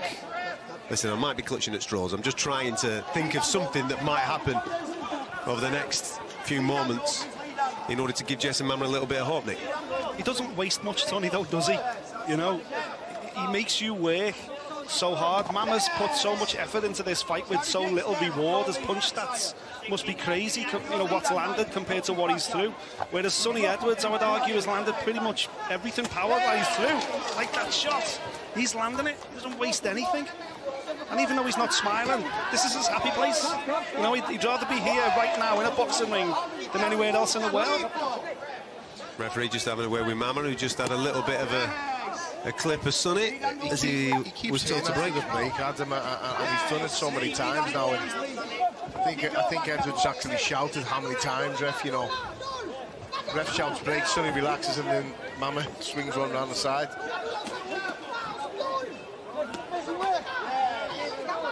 Chasing you now, keep him chasing. Keep him chasing. Nice. Lovely shot. Excellent. Lovely shot. That's the rhythm of your wrist. Keep moving though. Move.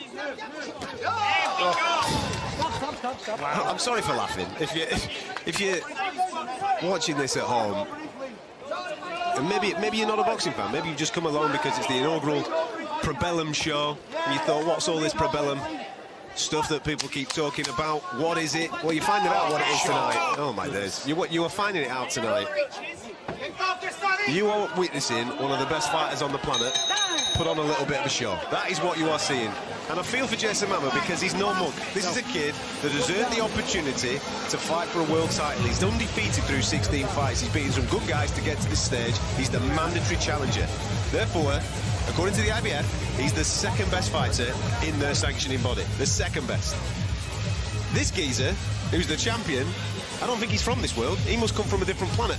Because the difference between the pair of them, the way that they're going about their business over what we've seen so far through 10 rounds, has been extremely wide. Yep. Again, you're running out of superlatives to describe the performance. You know, if Sonny had a bit more punch, had a bit heavier hands, and he was putting more people over, I tell you what, he would be a global star. You know, I think he is a little bit of a purist boxer. You know, if you love boxing, if you love this game, you love this sport, then how can you not sit back and be watching Sonny Edwards now thinking, wow, this is the sweet science, this is as good as it gets. When I was fighting, I tried to be a box puncher. I liked the tear up, I liked the body shot. I couldn't do this, what Sonny Edwards was doing, so I appreciate it more. Yeah, I respect it so much because I couldn't do that in a million years. If I had 10 lifetimes to be a professional boxer again, I could never do that and box the way he boxes. Paul, in your career, have you ever been, whether it be professionally, amateur, in the sparring situations with somebody as elusive as this? If so, how does it make you feel? So I fought Andre Ward, and that old saying, I could have thrown a boxer a handful of rice at him and I wouldn't hit him, you know what I mean? He was so good. That's a knockdown, good definitely. shot, yeah. Definite knockdown. That was a right hand. He's claiming that it's the back of the head is Jason Mama. No way. I'd have to have a look at the monitor once again. He's claiming it, but the referee's awarded the knockdown. He took the count, and up we go again. Over his lead. Don't hold your feet. Don't hold your feet. Come on, switch on.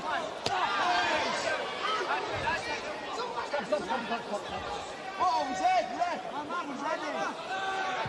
Just see.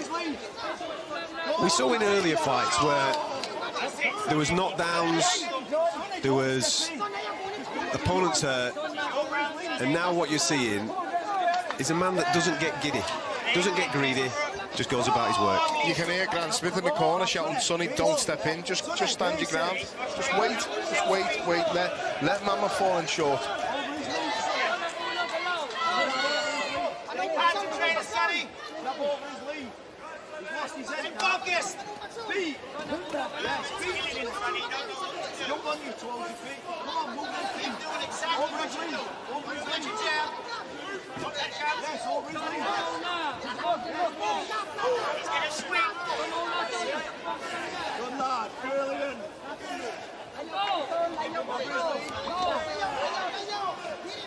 Good lad. He's loading It's exactly the same every single time from Mama. And listen, I would love us to get a little bit of interpretation of what is going on in his corner so we can understand the instruction that is coming his way. But surely it can't be, Paul. It can't be. Keep doing the same thing because you're getting success. Because he's not getting success, so he's got to do something to change it. As Nick pointed out earlier, he was hurt earlier, I think. I think he was buzzed up earlier. That could be all. I could explain the reason why he hasn't changed and tried to switch it up. Because it's been the same thing most rounds, as you say, and it's got him nowhere. And he needed to switch up about 4 rounds earlier.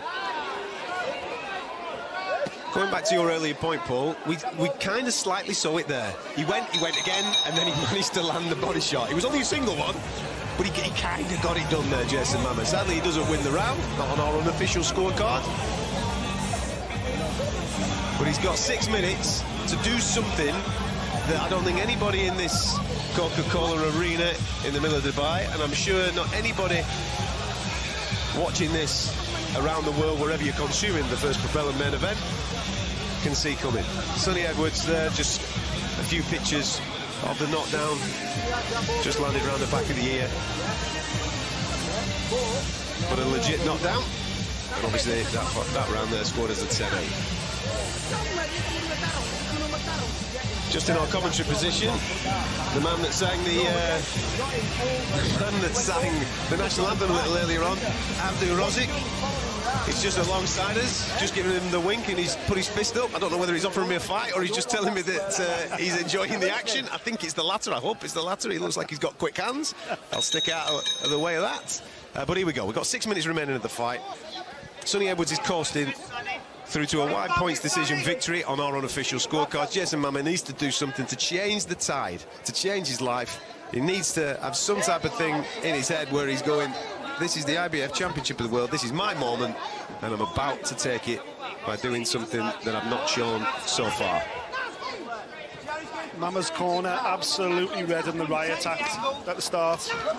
Feet just got tangled up and touched there, didn't they? Yeah, just to come out for this round, he read in the riot act. They've said to him, listen, you know, without an interpreter, it's hard to say, but I'm sure they said, listen, you've thrown this away. You need to knock him out. You're going to have to gamble. You're going to have to let your hands go in bunches. Loading up now, look again. It's coiling up. Move. Normally, I'm critical of fighters at a good level of how they lack the knowledge to cut people off.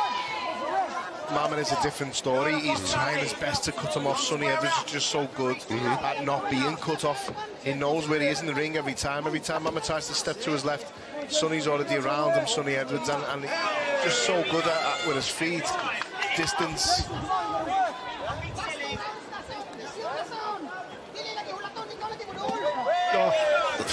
Listen, I know that if you're used to watching boxing on a regular occasion and championship boxing and listening to commentators talk about various fights and talk you through fights, there's nothing worse than a loving. There isn't. There's nothing worse than a commentating loving. I can't help this. I can't help it, all right?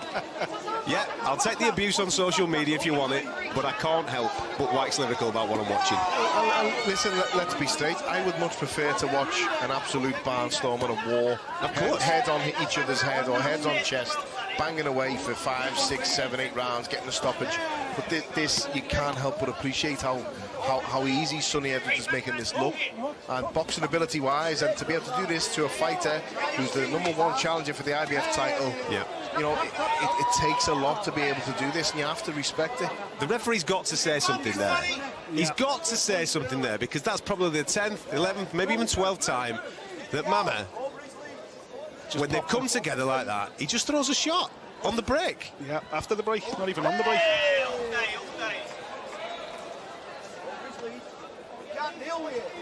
Referee must feel sorry for him. I thought, well, go on, lad. You can have it. They're the only shots he's landed clean.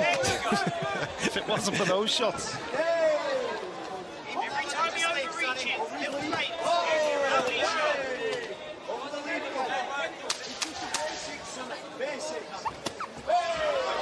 Sonny Edwards wanted to land that big overhand left there, just waiting for something to come in. He's trying to bait Jason Mama. Yeah, he just gobbed off at me. Are you having that? He just looked at me and went, you having that? I said, mate, I've had all 11 rounds, pal. I've enjoyed every minute of it. Anyway. We know what's coming. We know what's coming in this third round. Jason Mama's got to throw the kitchen sink. He's got to come out and throw everything he's possibly got. Because he's got himself to the top of the mountain. He's got himself into a world title shot that was been delayed, you know, because of other issues. That somebody else, he complained, Sonny Edwards has got my belt. I should have got this opportunity before him. Well, the opportunity's here now, and he just hasn't been able to land a decent glove on Sonny Edwards all night. He's got to impose himself. At this point in time, he's got to roll that dice. He's got to get this Filipino strong crowd up out of their seats behind him to try and land something, anything. Mama's a top lad. We met him this week. Brilliant. He's got a fantastic personality. He's a kid with a degree in culinary art, so he's good in the kitchen. He's also studying in the Philippines, along with his brother, by the way, who he said is also a boxer. Both of them studying at the moment and training to become police officers. So already thinking about other careers as well as alongside of his boxing career. And I just want to repeat to the folks that are watching around the world, he is no mug. He is a good fighter. He's earned the opportunity to be in the ring with Sonny Edwards. But Sonny Edwards is just at this moment in time in a different rhythm. He's in a completely different zone, and he's putting on a bit of a show. And even though I'm a massive Sonny Edwards fan, I sit here, I'm a little bit gutted for Jason Mama, because I wanted him to have moments. I wanted him to go away from this particular fight with something to hold on to.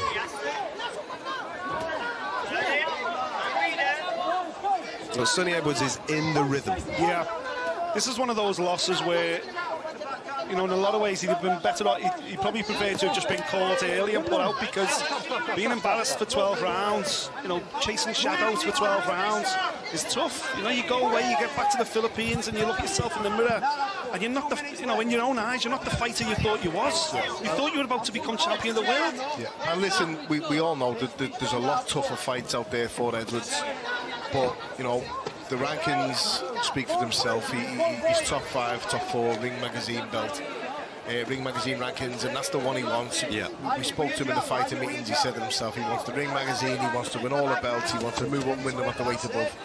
And we said, you know, a lot of other people, you think they're deluded. With him, you believe him. He thinks he's able to do it, and he genuinely believes that he will do it. A little bit of a flurry there from Sonny Edwards as we enter the final minute of this fight. He's absolutely no need to do anything daft, but Jason Mama's got 1 minute to throw something that lands that nobody's seen coming for the previous moments of this fight.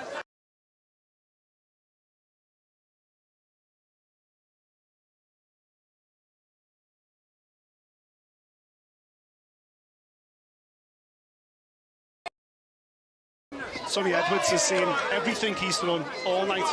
A split second faster than anyone else, yeah. He had him down in the 10th, and there was a little bit of argy-bargy early doors in the fight where Sonny Edwards suffered a cut because of a clash of heads, where there was a brief moment of trepidation for everybody in the stadium that had come to support Sonny and thought, how's that going to play out? But Sonny Edwards is absolutely feeling himself right now.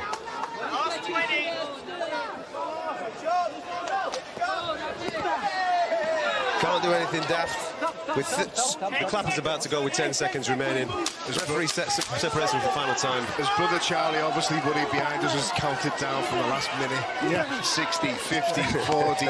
Just see the final bell. Listen, you know what it's like. It's horrible watching your siblings fight. Exactly. Absolutely horrible.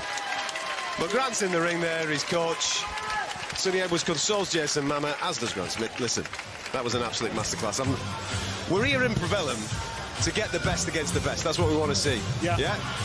Unifications. Julio Cesar Martinez. You want it? Let's go. That's the fight. Yeah. That's the fight in this division. Him versus Sonny Edwards would be an absolute crackerjack.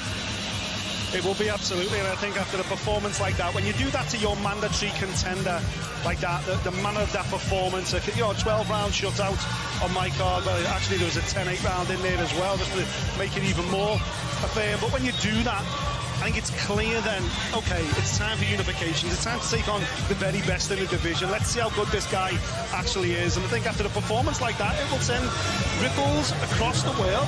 People in this weight class will go, okay, that kid's the guy. He looks fantastic. Get me in with him. Other champions will want this belt, will want to unify as well. So I think there's nothing but big fights ahead for Sonny Edwards and roll on 2022. There's a little bit of personal history there as well with Martinez and with his elder brother. With his brother, yeah. Although it got overturned, you know, he was so strong and ferocious that night, and then a couple of extra shots, foul play, naughty play, and thankfully it got overturned. And I'm sure he'll want to put the record straight just for that. With all due respect to the officials that are just adjudicating, there's nothing to mess about. We know who's won. Make sure that Michael Buffer's got the correct decision, and then he can set about announcing the situation to the world. Okay, without any further ado, let's get into the ring for the official announcement from Michael Buffer. Ladies and gentlemen, after 12 rounds of boxing, we go to the scorecards. Vincent Dupal scores it 117 to 110. Mario Montella 118 to 109, and Frank Jackson has it 118 to 109, all to the winner by unanimous decision, and still the undefeated flyweight champion of the world, Sonny Edwards.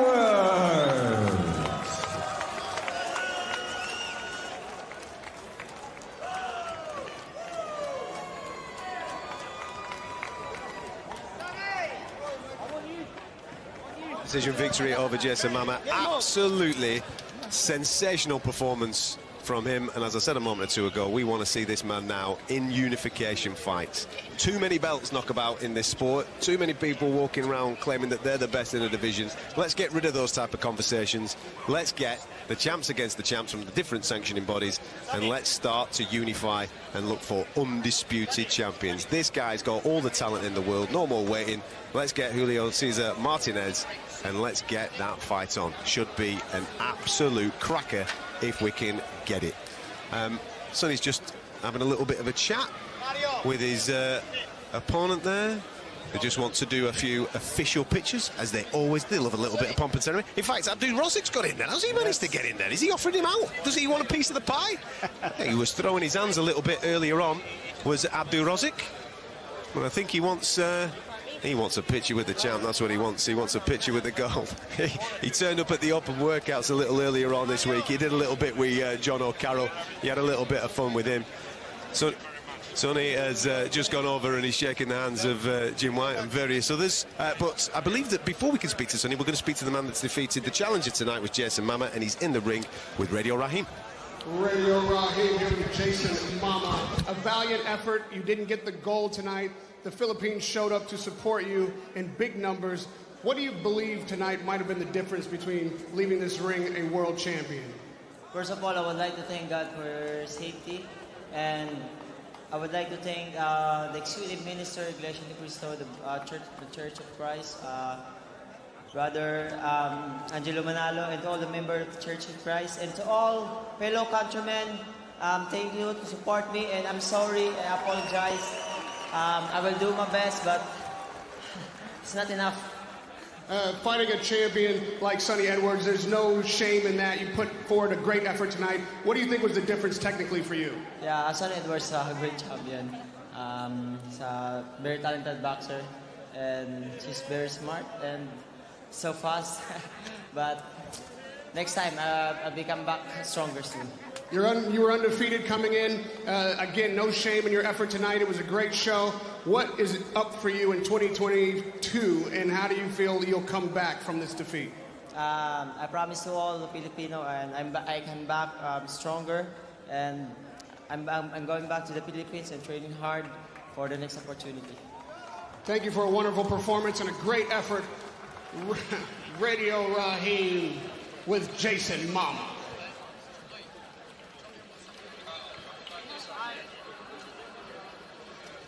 Here we go, champion.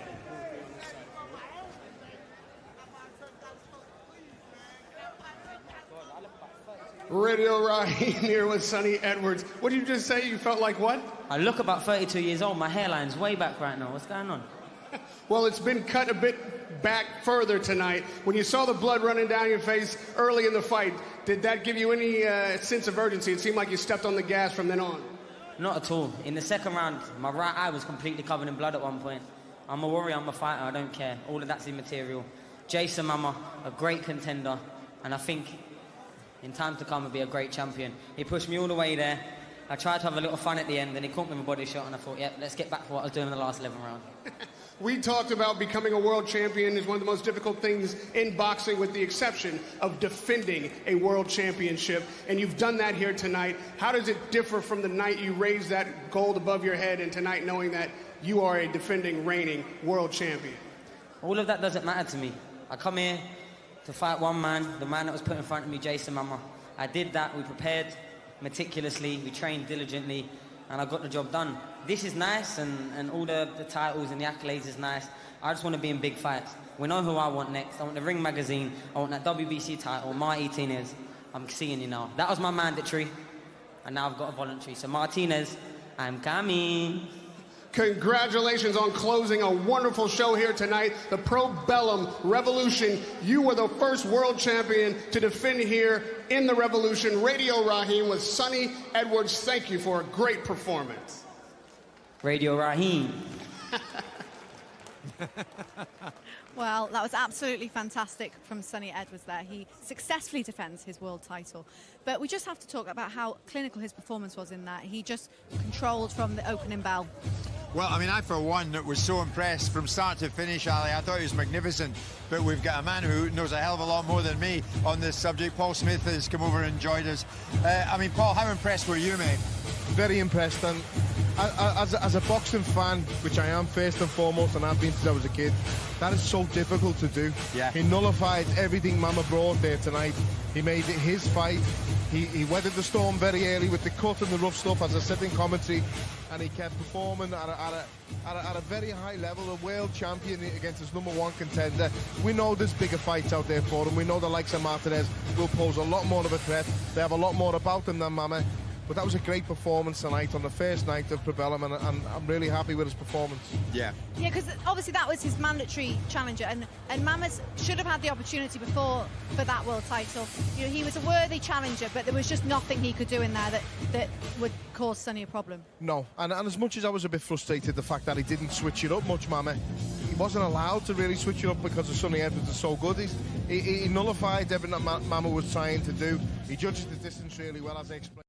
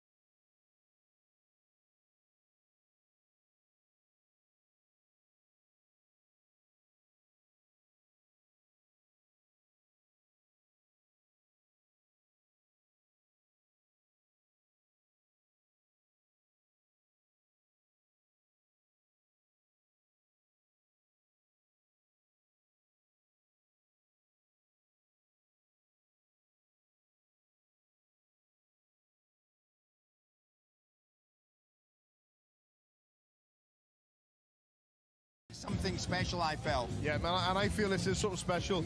The production is really good. And, yeah. You know, you turn up yourself for work. You're not sure what it's going to be like. Many people try in boxing to imitate the good ones. This is a good one, and straight away we knew it's top class. It's a top class setup.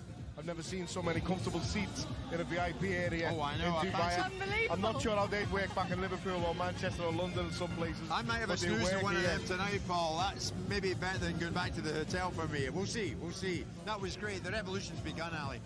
Yeah, well, it was a fantastic night, but that is all that we have time for this evening. A fantastic night of boxing. Just want to thank all the team down here, Paul and Jim. Great to work alongside you. Thanks all for tuning in. Make sure you join us next week for our show in Sunderland. The revolution continues. That's all from us. Good night.